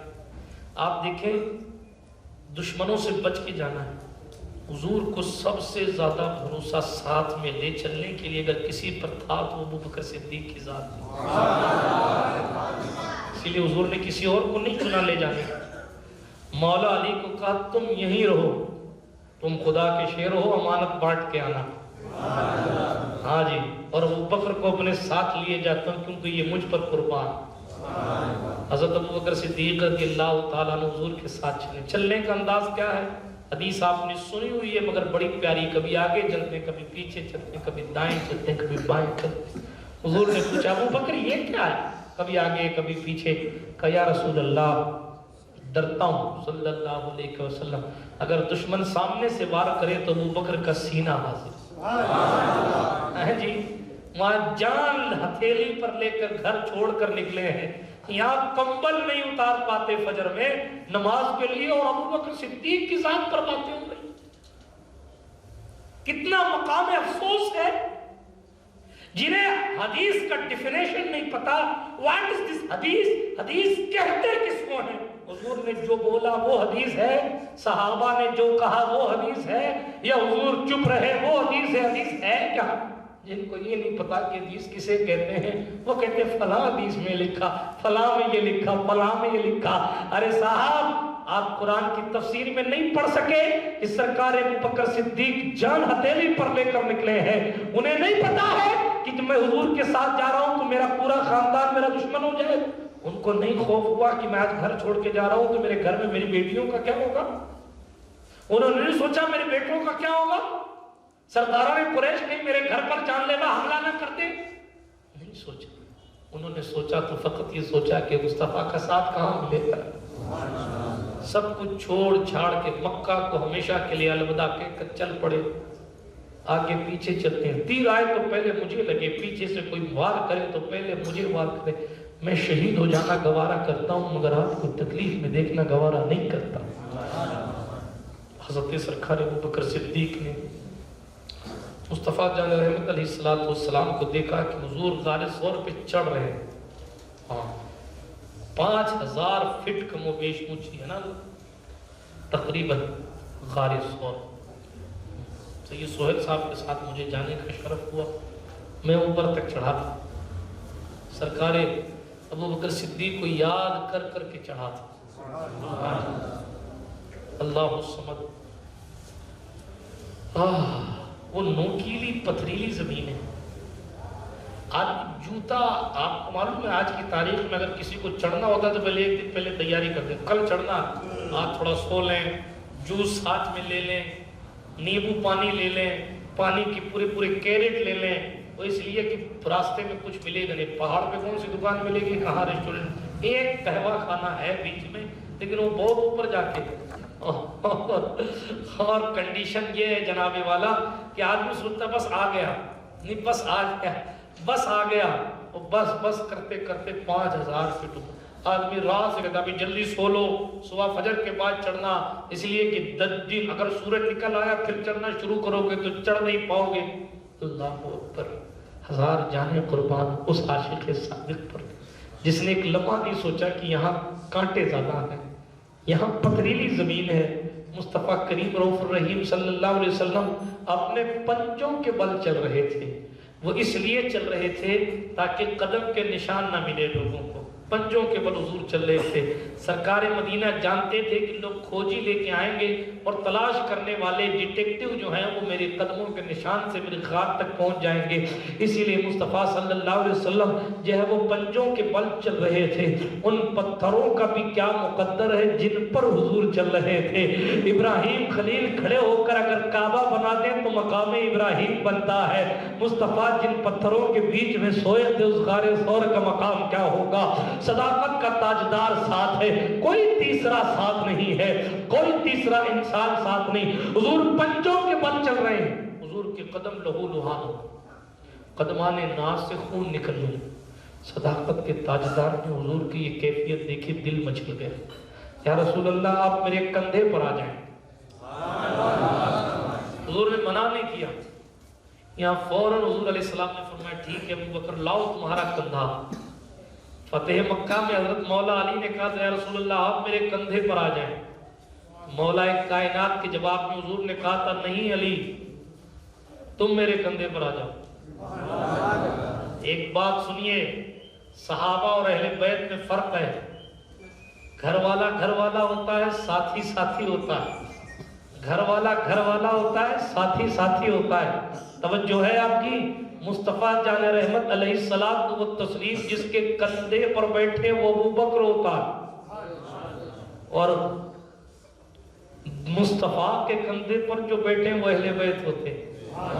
کبھی حضور نے علی کو بٹھایا ہے، کبھی حسن کو بٹھایا، کبھی حسین کو بٹھایا ہے، اور بٹھا کے بتایا ہے کہ جناب کوئی ایسا ہوتا ہے کہ جس کے کندھوں پر میں سوار ہوتا ہوں، اور کچھ ایسے ہوتے ہیں جو میرے کندھے پر سوار ہوتے ہیں۔ مگر میں ایک جملہ کہہ دوں، جو حضور کو اپنے کندھے پر اٹھائے وہ بھی بے مثال ہے، اور حضور جسے اپنے کندھے پر اٹھائے اس کی شان کی کوئی انتہا ہی نہیں ہے۔ جب فتح مکہ میں مصطفیٰ نے علی کو کندھے پر اٹھایا، مولا کائنات کرم اللہ تعالی وجہ الکریم امام المشارق والمغارب مطلوب کل طالب غالب علی کل غالب مولا علی بن ابو طالب کرم اللہ تعالی وجہ الکریم نے نہ جانے کس بلندی کو دیکھا۔ جب بتوں کو توڑا نا تو نیچے آئے، جب نیچے آئے تو مسکرا رہے تھے۔ مصطفیٰ نے پوچھا ابو بکر مسکراتے کیوں ہو؟ کہ یا رسول اللہ اتنی اوپر تھا نیچے آیا پھر بھی چوٹ نہیں لگی اس لیے مسکرا رہا ہوں۔ حضور نے فرمایا علی چوٹ کیسے لگ سکتی ہے جب تمہیں اٹھانے والا مصطفیٰ تھا اور اتارنے والا جبریل تھا۔ یہ سرکار مولا کائنات ہے۔ میں پھر کبھی علی پڑھوں گا، ابھی تو میں صرف برکت کے لیے ذکر مولا کائنات کرتا چل رہا ہوں۔ بات تیزی کے ساتھ اختتام کی سرحد پر لے کر جاتا ہوں۔ مصطفیٰ کریم صلی اللہ علیہ وسلم کے اس ساتھی نے اپنے کندھے پر اٹھایا اور 5000 فٹ تک حضور کو لے گئے۔ یہ ہانپتے، اچھا ایک بات اور ہے، کوئی کسی کو گود میں اٹھا کے لے جائے، ایسا لے جا کے پٹکتا ہے، بیٹھو سانس لینے دو، مگر ایسا عشق لے کر لاؤ ایسا عشق۔ صداقت کے تاجدار نے حضور کو اپنے کندھے پر اٹھایا، اور جب غار ثور کے دہانے پر پہنچے کہا یا رسول اللہ آپ تشریف رکھیے، خود سستا نہیں رہے، آرام نہیں کر رہے، آپ یہیں بیٹھی میں ذرا سا غار ثور صاف کر دیتا ہوں۔ 2 چٹانوں کا پتھر ہے، وہی غار ثور ہے۔ ان پتھروں کا بھی کیا مقدر ہے، پتھر اس جیسے اور بھی بہت ہیں۔ جب غار ثور آپ چڑھیں گے تو بہت سارے پتھر، ان سے بڑی بڑی غار نما وہاں جگہ ہے، مگر انہی پتھروں کا مقدر 7ویں آسمان پر تھا کہ مصطفیٰ جان رحمت وہاں تشریف لے گئے۔ تفصیل میں جانے کا وقت نہیں ہے۔ میرۃ المناجی میں حکیم الامت حضرت علامہ مفتی احمد یار خان صاحب نعیمی بدایونی اشرفی رحمت اللہ علیہ نے بڑی تفصیل کے ساتھ اس واقعے کو نقل کیا ہے، آپ وہاں پڑھ سکتے ہیں، معجزات کے باب میں بھی نقل کیا ہے، اور کچھ باتیں فضائل صدیق اکبر میں بھی مشکات المصابیح کی شرح مرآت المناجی میں جو ہے وہ نقل کی ہے۔ تیزی کے ساتھ میں چند باتیں عرض کر کے آگے بڑھتا ہوں۔ صداقت کے تاجدار نے اپنے محبوب علیہ السلام کو باہر بٹھا کر غار ثور کو صاف کیا۔ صداقت کے تاجدار نے اپنے کپڑوں کو پھاڑ پھاڑ کر غار ثور کے سوراخ کو بند کیا۔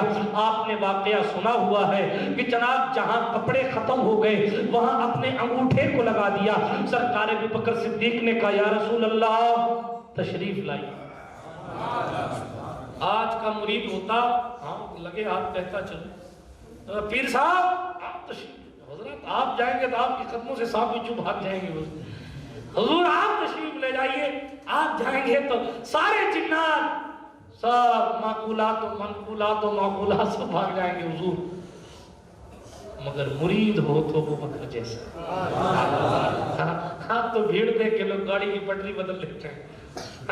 آج تو کیفیت یہ ہے کہ جدھر چمک زیادہ دیکھی لوگ ادھر مائل ہو جاتے ہیں۔ نہیں جناب، یک در بگیر محکم بگیر۔ خیر آپ تو کوٹی نار والوں ہو، جس کے پاس غوث الورا کا سایہ ہو، اسے کسی اور کی ضرورت کیا ہے؟ ہم قادری ہیں، شکر ہے رب قدیر کا، دامن ہے ہمارے ہاتھ میں پیران پیر کا۔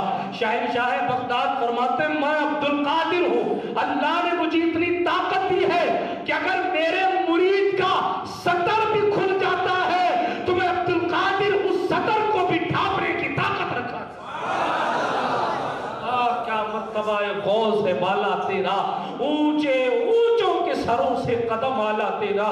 سب سنیے تیزی کے ساتھ، غار ثور کو ابوبکر صدیق نے صاف کیا۔ کتنا بظاہر کچرا رہا اس میں، پتھر ہی پتھر ہے سب، بہرحال صفائی کی پوری، سارے سوراخ کو بند کیا۔ سرکار ابوبکر صدیق رضی اللہ عنہ کا قصہ سنا، حضور تشریف لے گئے، حضور نے آپ کے زانو اقدس پر آرام فرمایا۔ آپ نے واقعہ سنا، سانپ وہاں ایک مدت سے تھا، بلکہ علماء نے یہاں تک لکھا ہے کہ عیسیٰ علیہ السلام کے دور میں اس نے سنا تھا، وہ اصل میں سانپ نہیں تھا جنات تھا، اس نے دور عیسیٰ میں سنا تھا کہ جو ہم تمام نبیوں کے سردار ہیں وہ ادھر سے گزریں گے، اور جب ادھر سے گزریں گے تو غار ثور میں آرام کریں گے۔ اسی لیے کئی سو سال سے وہ سانپ اسی غار میں دیدار یار کے انتظار میں تھا، مگر جناب مصطفیٰ کے ساتھ ایک ایسا یار تھا جو اس مار، یہ فارسی لفظ ہے، فارسی میں سانپ کو مار کہتے ہیں، ٹھیک ہے؟ ہاں مار آپ نے ٹھوکنے والی بات مت سمجھ لیجئے گا، فارسی میں سانپ کو مار کہتے ہیں۔ تو بہرحال چلے جانے دیں، میں آپ کو گہرائی میں نہیں لے جانا چاہتا۔ اس یار کے عشق کے آگے اس مار کی کوئی حیثیت نہیں تھی۔ سینکڑوں سال سے اس نے انتظار کیا کہ نبی آخر الزمان آئیں گے، میں بھی دیکھوں گا عیسیٰ نے جس کے بارے میں کہا تھا کہ ان کا نام احمد ہوگا، میں بھی دیکھوں کہ وہ کیسے دکھتے ہیں۔ موسیٰ نے جس کا تذکرہ کیا تھا، میں بھی دیکھوں ذرا وہ کیسے دکھتے ہیں۔ بس اسی انتظار مصطفیٰ پاک میں وہ صدیوں سے وہاں مقیم رہا، مگر اسے کیا پتا تھا ایک یار ایسا آئے گا جو اپنی جان پیش کر کے کہے گا جان جاتی ہے تو چلی جائے، یار کی نیند میں خلل نہیں آنا چاہیے۔ مصطفیٰ جان رحمت کے جانثار نے اپنا انگوٹھا اس سوراخ پر رکھا، واقعہ سنا ہوا مگر ہر خطیب کا اپنا ذوق ہوتا ہے۔ سرکار ابوبکر صدیق نے جب انگوٹھا وہاں رکھا، اس سانپ نے ڈسنا شروع کیا۔ یوں تو سانپ کی فطرت میں ڈسنا ہے، لیکن وہاں اپنی فطرت نہیں دکھا رہا تھا، بلکہ احتجاجی طور پر آندولن کر رہا تھا کہ نہیں، اپنا پیر ہٹاؤ کہ میں بھی رخ والضحیٰ کی زیارت کی، اپنا پیر ہٹاؤ کہ میں بھی رخ زیبا کو دیکھوں، میں بھی دیکھوں کہ مصطفیٰ جان رحمت کیسے دکھتے۔ اور اس لیے کہ جناب حضور فرماتے ارسلت الی الخلق کافہ، عیسیٰ اپنی امت کے نبی، موسیٰ اپنی امت کے نبی، مگر میں محمد ہوں تمام مخلوق کا رسول بنا کر بھیجا گیا۔ سانپوں کا بھی رسول ہوں میں، جانوروں کا بھی رسول ہوں، فرشتوں کا بھی رسول ہوں، انسانوں کا بھی رسول ہوں۔ وہ سانپ زیارت مصطفیٰ کے لیے احتجاج کر رہا تھا، ادھر ابو بکر صدیق ہیں کہ اپنی جان ہتھیلی پر لے کر بیٹھے ہیں. ہاں جی، مولا علی نے والی تیری نیند پر نماز، وہ بھی اثر سب سے جو اعلیٰ خطر کی ہے. صدیق بلکہ غار میں جان اپنی دے چکے اور حفظ جہاں تو جان فروز غرر کی ہے. ہاں اسی لیے کہا ثابت ہوا کہ جملہ فرائض فروع ہیں، اصل الاصول بندگی استاجور کی ہے. سرکار ابو بکر صدیق نے انگوٹھا نہیں ہٹایا. بڑی کیفیت خطرناک ہوتی ہے، اگر سانپ ڈس لے تو اپنے آپ کو روکنا بڑا مشکل ہو جاتا ہے. ارے یار شہد کی مکھی اگر ڈس لے تو ہماری کیفیت کیا ہو جاتی ہے. وہ ہاڑا کو کیا کہتے ہیں، پیلا پیلا ہوتا ہے، جانے دو، سمجھ گئے ہو گیا آپ لوگ. بہرحال کوئی اور چیز چھید دے، بچو چھید دے تو ہماری کیفیت کیا ہوتی ہے. آدمی تڑپتا ہے جیسے بغیر پانی کے مچھلی تڑپتی ہے. مگر صداقت کے تاجدار کا ضبط دیکھیے آپ، سانپ ڈس رہا ہے اور ابو بکر اپنے آپ کو ہلا نہیں رہے. میں ہلوں گا تو حضور کی نیند خراب ہو جائے. اوہ کیا عشق ہے. سرکار ابو بکر صدیق رضی اللہ تعالیٰ نے بہت ضبط کیا. زہر جب پورے بدن میں پھیل گیا اور سانپ کا احتجاج جاری رہا، حضرت ابو بکر صدیق رضی اللہ تعالیٰ عنہ نے ابھی تک پیر نہیں ہٹائے. ایک بات، ایک سوال ہے، خطابت سن لیجیے ذرا سا. ایک سوال ہے، سوال یہ ہے کہ وہ تو سانپ تھا، وہ کسی بھی ابو بکر صدیق کے کپڑے کے ٹکڑے پر زہر والی پھونک مارتا تو کپڑا جل جاتا اور وہ اس سوراخ سے آ جاتا. لیکن سانپ نے کپڑا جلا کر حضور کا دیدار کرنا گوارا نہیں کیا. وہ بھی سنی تھا، وسیلے والا تھا. اس نے کہا کہ جلوہ اسی وقت دیکھنے کو ملے گا جب ابو بکر کا تلوہ چھونے کو ملے. آج بھی نگہبانی مزار رسول پر ابو بکر صدیق کی ہے. ان لوگوں کی حاضریاں مکمل نہیں ہوتی جو سلام ابو بکر پیش نہیں کرتے. بلکہ جناب ایک بات دھیان میں رکھیں، ابو بکر صدیق کو راضی کیا کریں، اس لیے کہ دربانی انہی کی ہے. وہ جس کو چاہیں گے اسے اندر لے کر جائیں گے، وہ جس کو چاہیں گے اندر لے کر جائیں گے. لوگ پتہ نہیں کیسے منہ پھیرتے ہوں گے جب سڑے سڑے گدھیلے کہتے ہیں السلام ہاؤنا علی ابی بکر، آگے بڑھ اور یہاں ابو بکر کو سلام کر. اللہ اکبر. مصطفیٰ جان رحمت علیہ السلام کی وفاداری کا ان کو کیا اجر ملا وہ کما حق کون بیان کر سکتا ہے. تیزی کے ساتھ میں اپنی گفتگو کو ختم کروں. صداقت کے تاجدار نے پاؤں نہیں ہٹایا. سانپ بھی سنی تھا، اس نے کہا ابو بکر کا تلوہ چومو تبھی جلوہ دیکھنے کو ملے گا. اور ابو بکر صدیق رضی اللہ تعالیٰ عنہ بھی اس بات پر اڑے تھے. یہ عشق کی لڑائی ہے، یوں ہی چلتی رہتی ہے. محبوب مجھے زیادہ چاہتے ہیں کیوں نہیں زیادہ چاہتے. سرکار مصطفیٰ کریم صلی اللہ علیہ وآلہ وسلم کو دیکھنے کے لیے سانپ بے قرار. آپ نے واقعہ سنا ہے، آنسو حضور کے رخسار انور پر گرے، حضور نے آنکھیں کھولی. ابو بکر کیا ہوا کیا ہوا. اب یہاں پھر عشق دیکھیں، حدیث شریف کی طرف چلی، پھر عشق دیکھیں. ہمیں اگر سانپ ڈس لے، جیسے سانپ کاٹ، ارے سانپ کاٹ لیا، سانپ کاٹ لیا، سانپ کاٹ لیا. مگر ابو بکر نے کیا کہا؟ حضور نے پوچھا ماں اے ابو بکر کیا ہوا تیرے ساتھ، کیا ہوا؟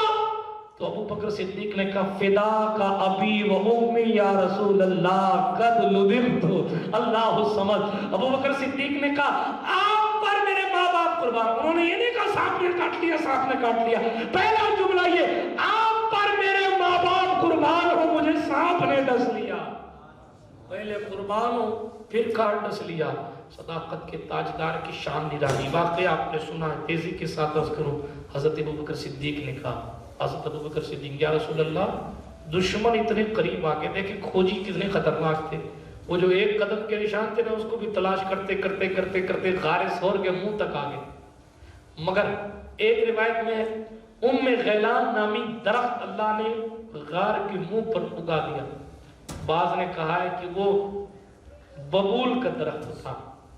ٹھیک ہے، ببول کا درخت. کسی نے بیل لکھا ہے. بہرحال ایک پیڑ حضور غار کے اندر ہے، غار کے دہانے پر ایک پیڑ ہے، سرکار مدینہ غار کے اندر ہے، مکڑی نے جالے بن دیے ہیں، حضور غار کے اندر ہے، کبوتری نے انڈے دے دیے ہیں۔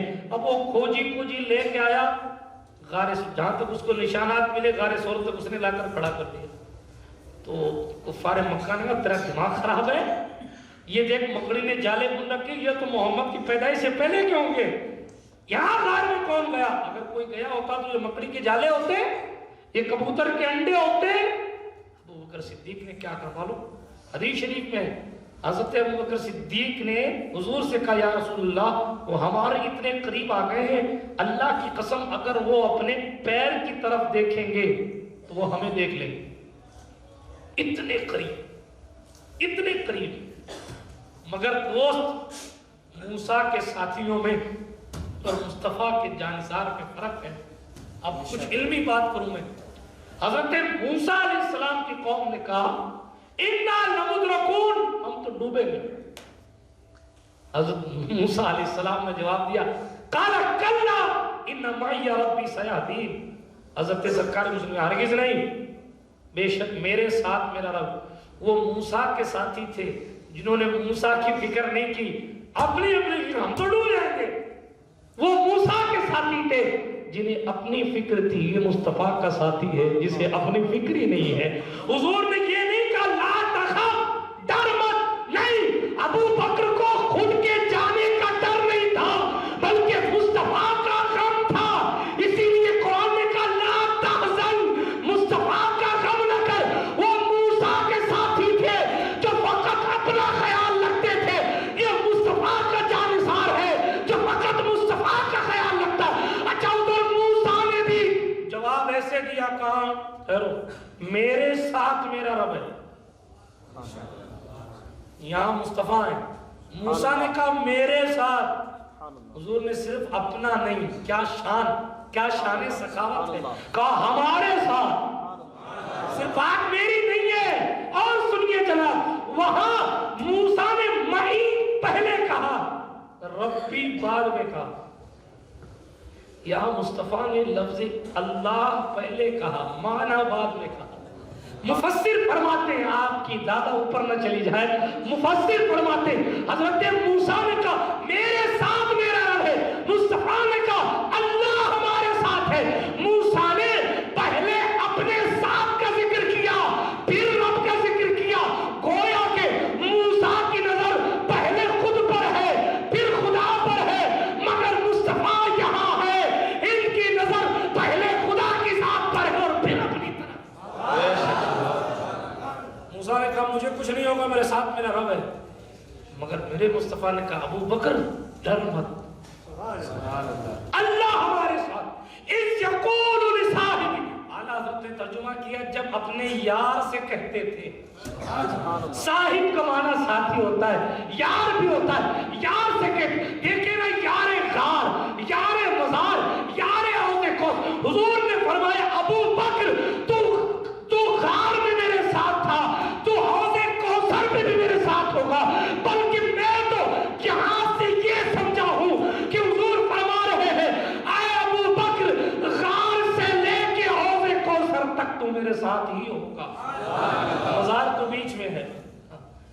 غار، سرکار ابو بکر صدیق ڈر رہے ہیں، حضور فرماتے ہیں لا تحزن ان اللہ معنا، غم نہ کر، اللہ ہمارے ساتھ ہے، اللہ ہمارے ساتھ۔ ایک جملہ سن لو کوٹینار شریف والو، یہ ہمارا آپ کا مقدر ہے کہ ہم اور آپ سرکار ابو بکر کا ذکر کر رہے ہیں اور سن رہے ہیں۔ کوئی ابو بکر کی عظمت مانے نہ مانے، کوئی ابو بکر کا خطبہ پڑھے نہ پڑھے، کوئی ابو بکر کی صداقت کا اقرار کرے نہ کرے، کوئی ابو بکر کی صحابیت کو مانے نہ مانے، کوئی ابو بکر کی قربانیوں کو مانے نہ مانے، مصطفیٰ کہہ گئے ابو بکر تیرا چاہتا کچھ نہیں ہے، اس لیے کہ تیرے ساتھ تیرا مصطفیٰ بھی ہے اور تیرا خدا بھی ہے۔ بے شک، سبحان اللہ سبحان اللہ، مصطفیٰ کا ہم سفر، گلی گلی نگر نگر، اللہ کے رسول نے فرمایا، بلکہ قرآن میں موجود ہے، حدیث بھی ہے، قرآن میں اللہ ہمارے ساتھ ہے۔ ارے اگر تمہیں مصطفیٰ کا ساتھ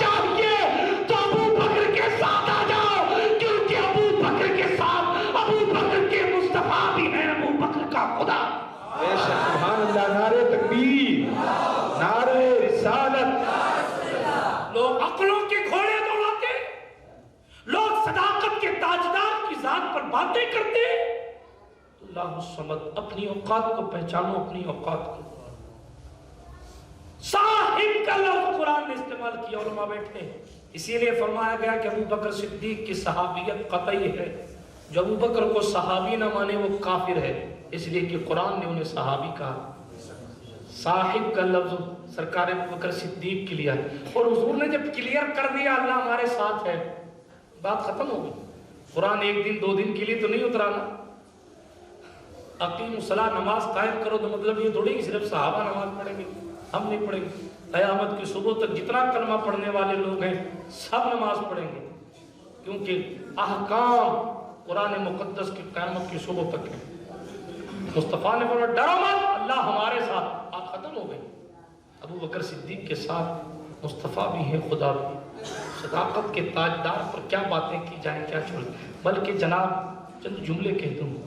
ابو بکر صدیق نے غار میں ایسی خدمت کی، حضور 3 دن رہے۔ کتنے دن؟ زور سے بولیے نا، بیٹری ڈاؤن ہو گئی آپ کی؟ میں 11 گھنٹے سفر کر کے آیا ہوں، لیٹا نہیں ہوں بستر پر اور تقریر کر رہا ہوں، آپ تو جناب والا تیار ہو کر آئے ہیں، ہے نا؟ ابو بکر صدیق رضی اللہ تعالیٰ 3 دن حضور نے قیام کیا۔ کتنے دن؟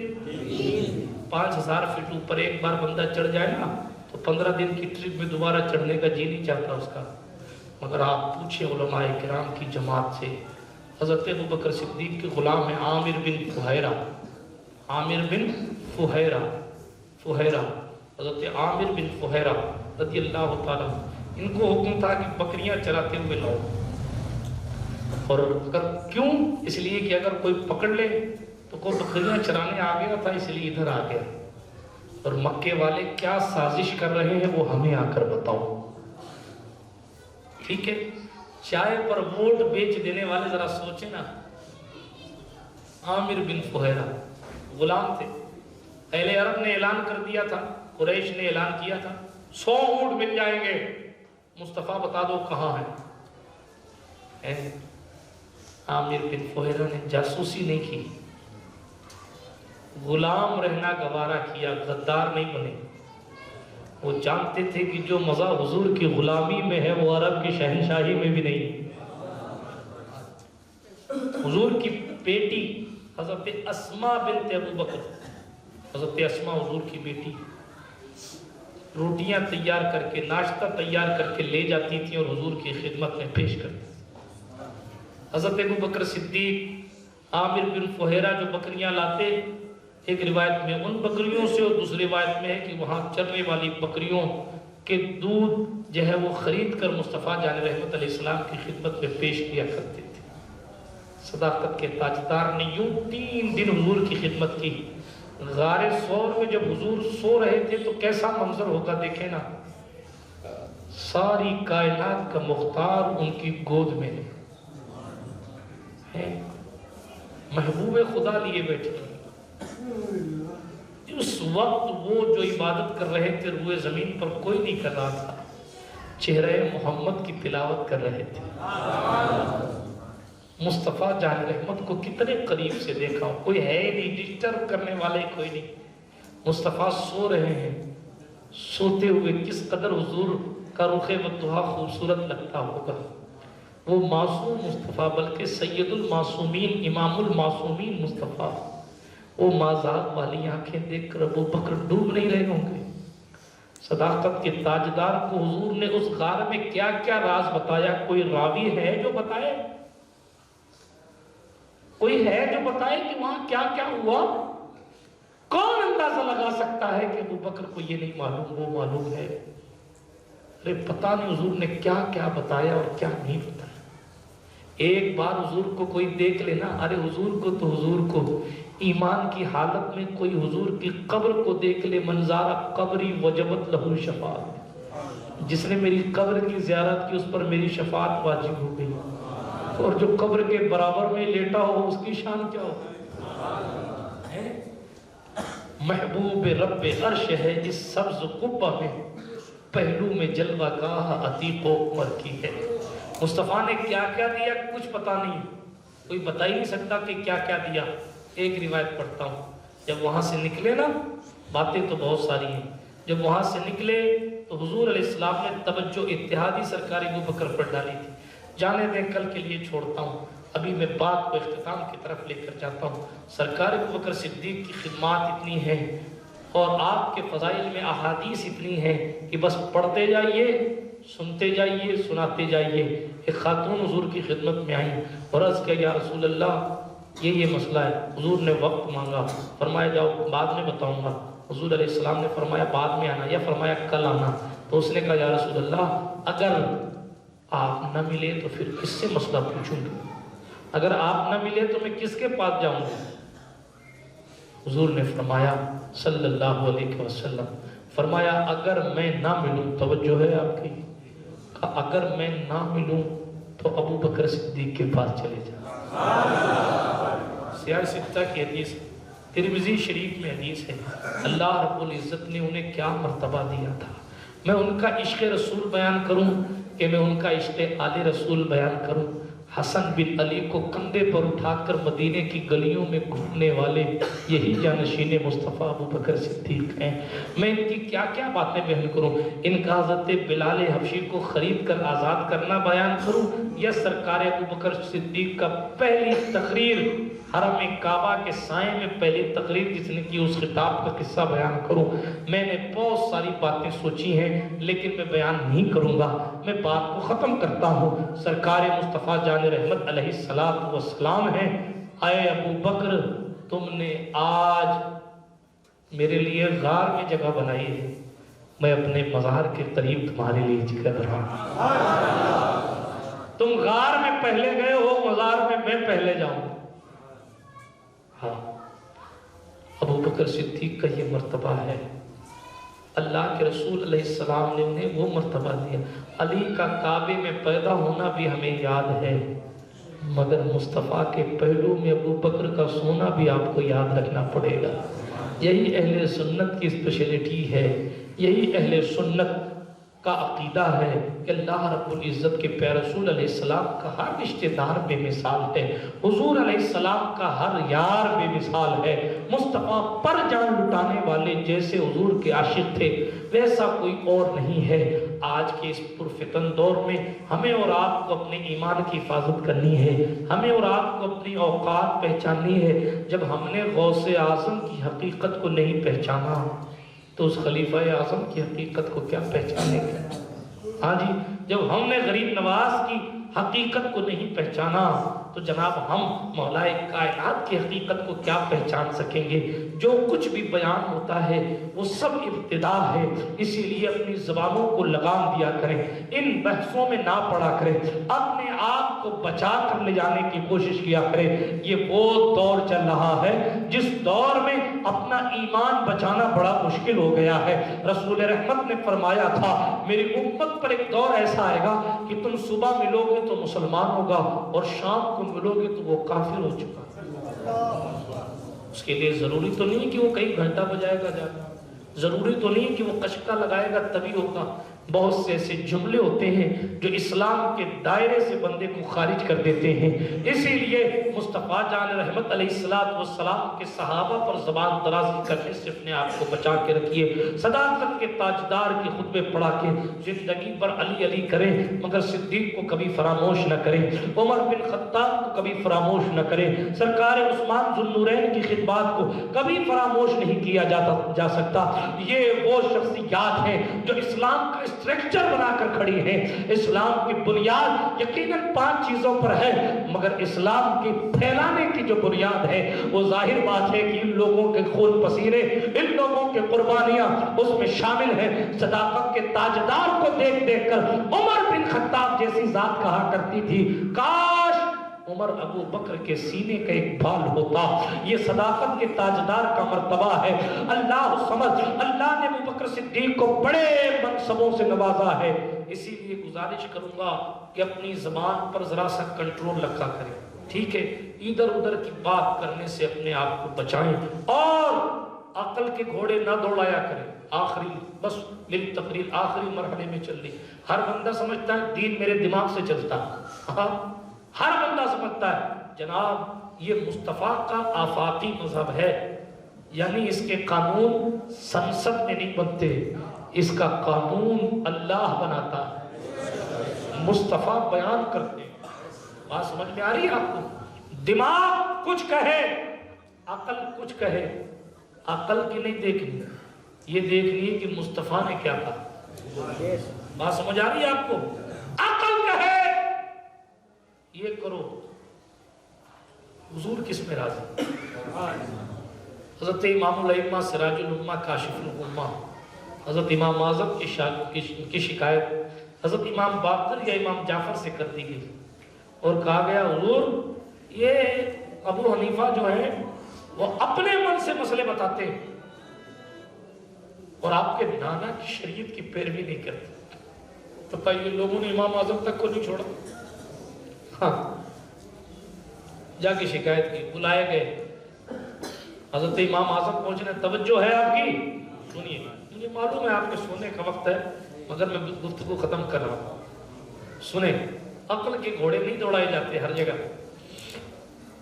حضرت امام اعظم حاضر خدمت بارگاہ امام ہو، پوجا ابو حنیفہ ہم نے سنا ہے کہ تم اپنے من سے فتوے دیتے ہو، ہمارے نانا کی شریعت کی باتیں اور حضور کی باتیں حضور کی حدیثیں دلیل میں نہیں لاتے۔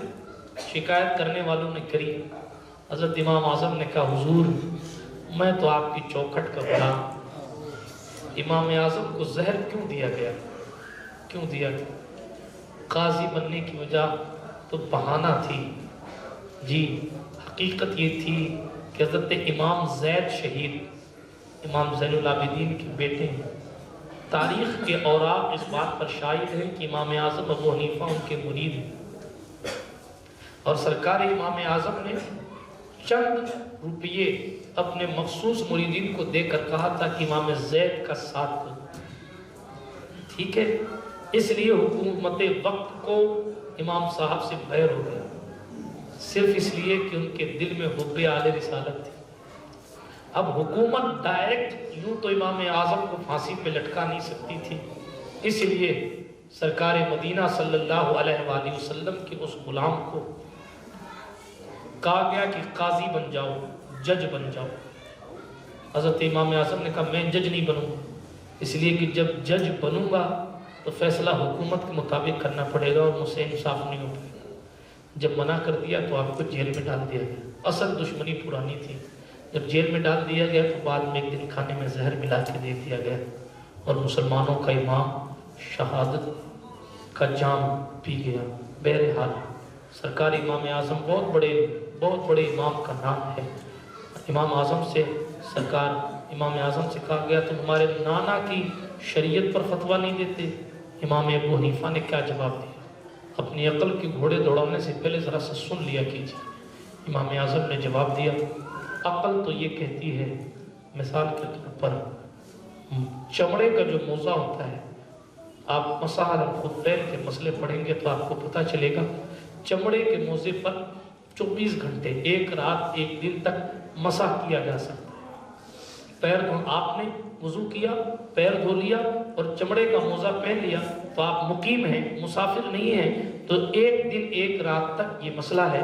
آپ اگر وہ چمڑے کا موزہ نہ اتاریں اور آپ کو ضرورت پڑے وضو کی تو آپ اسی موزے پر مسح کر لیں، حضور سے ثابت ہے۔ اور مسح کرنے کا طریقہ یہ ہے کہ اوپر کی طرف سے یوں مسح کریں، ٹھیک ہے؟ اور ڈیٹیل میں نہیں جاتا، وقت کم ہے۔ سرکار مصطفیٰ جان رحمت علیہ السلام کی شریعت کیا ہے کہ موزے پر مسح کریں تو اوپر کی طرف یوں اوپر کی طرف مسح کر لیں، ٹھیک ہے؟ سرکار امام اعظم نے حضرت امام باقر سے کہا یا امام جعفر سے کہا حضور عقل تو یہ کہتی ہے کہ مسح ادھر کیا جائے، کیونکہ جب بندہ موزہ پہن کر چلے گا تو گندگی اس پر لگتی ہے نہ کہ اس طرف لگتی ہے، لیکن حضور نے فرمایا مسح ادھر نہیں کرنا ہے، مسح ادھر کرنا ہے۔ ہم عقل کی نہیں سنتے، اپنے مصطفیٰ جان رحمت کی سنتے ہیں۔ اسی طریقے سے دوسری دلیل دی اور کہا حضور قرآن کہتا ہے، حضور کا قانون یہ ہے کہ جب باپ کا انتقال ہو جائے تو وراثت جب تقسیم ہو تو بیٹے کو 2 حصہ ملے گا اور بیٹی کو 1 حصہ ملے گا۔ عقل تو یہ کہتی ہے بیٹی تو کمانے نہیں جائے گی، بیٹی تو پھر بیٹی ہے، بیٹی تو پھر بیٹی ہے، تو پھر بیٹی کو ڈبل ملنا چاہیے اور بیٹے کو سنگل ملنا چاہیے تھا کیونکہ یہ پھر کما لے گا، مگر ہم عقل کے مطابق فتوے نہیں دیتے، مصطفیٰ جان رحمت کے فیصلوں کے مطابق فتوے دیتے ہیں۔ تو جناب خدا کی حکمتیں خدا جانتا ہے، مصطفیٰ نے کہہ دیا ہو گیا، آپ کے دماغ کے گھوڑے کہاں دوڑ رہے ہیں اس سے مطلب نہیں ہے، حضور نے جو کہہ دیا سو ہو گیا۔ اسی لیے مصطفیٰ کریم رؤوف الرحیم نے فرما دیا لوگوں مجھے نہ پاؤ تو ابو بکر صدیق سے پوچھ لینا، کسی قوم کے لیے مناسب نہیں کہ ابو بکر ان میں موجود ہو اور ان کی امامت کوئی اور کرے۔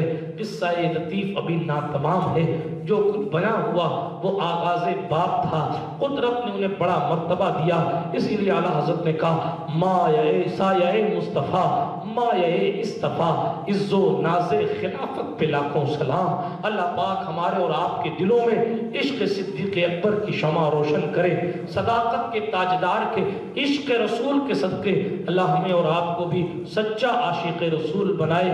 یار زندہ صحبت باقی، استغفر اللہ تعالی ربی من کل ذنب واتوب الیہ۔ خاک مجھ میں کمال رکھا ہے، مصطفیٰ نے سنبھال رکھا ہے، میرے عیبوں پہ ڈال کر پردہ مجھ کو اچھوں میں ڈال رکھا ہے۔ وآخر دعوانا ان الحمدللہ رب العالمین۔ السلام علیکم ورحمۃ اللہ۔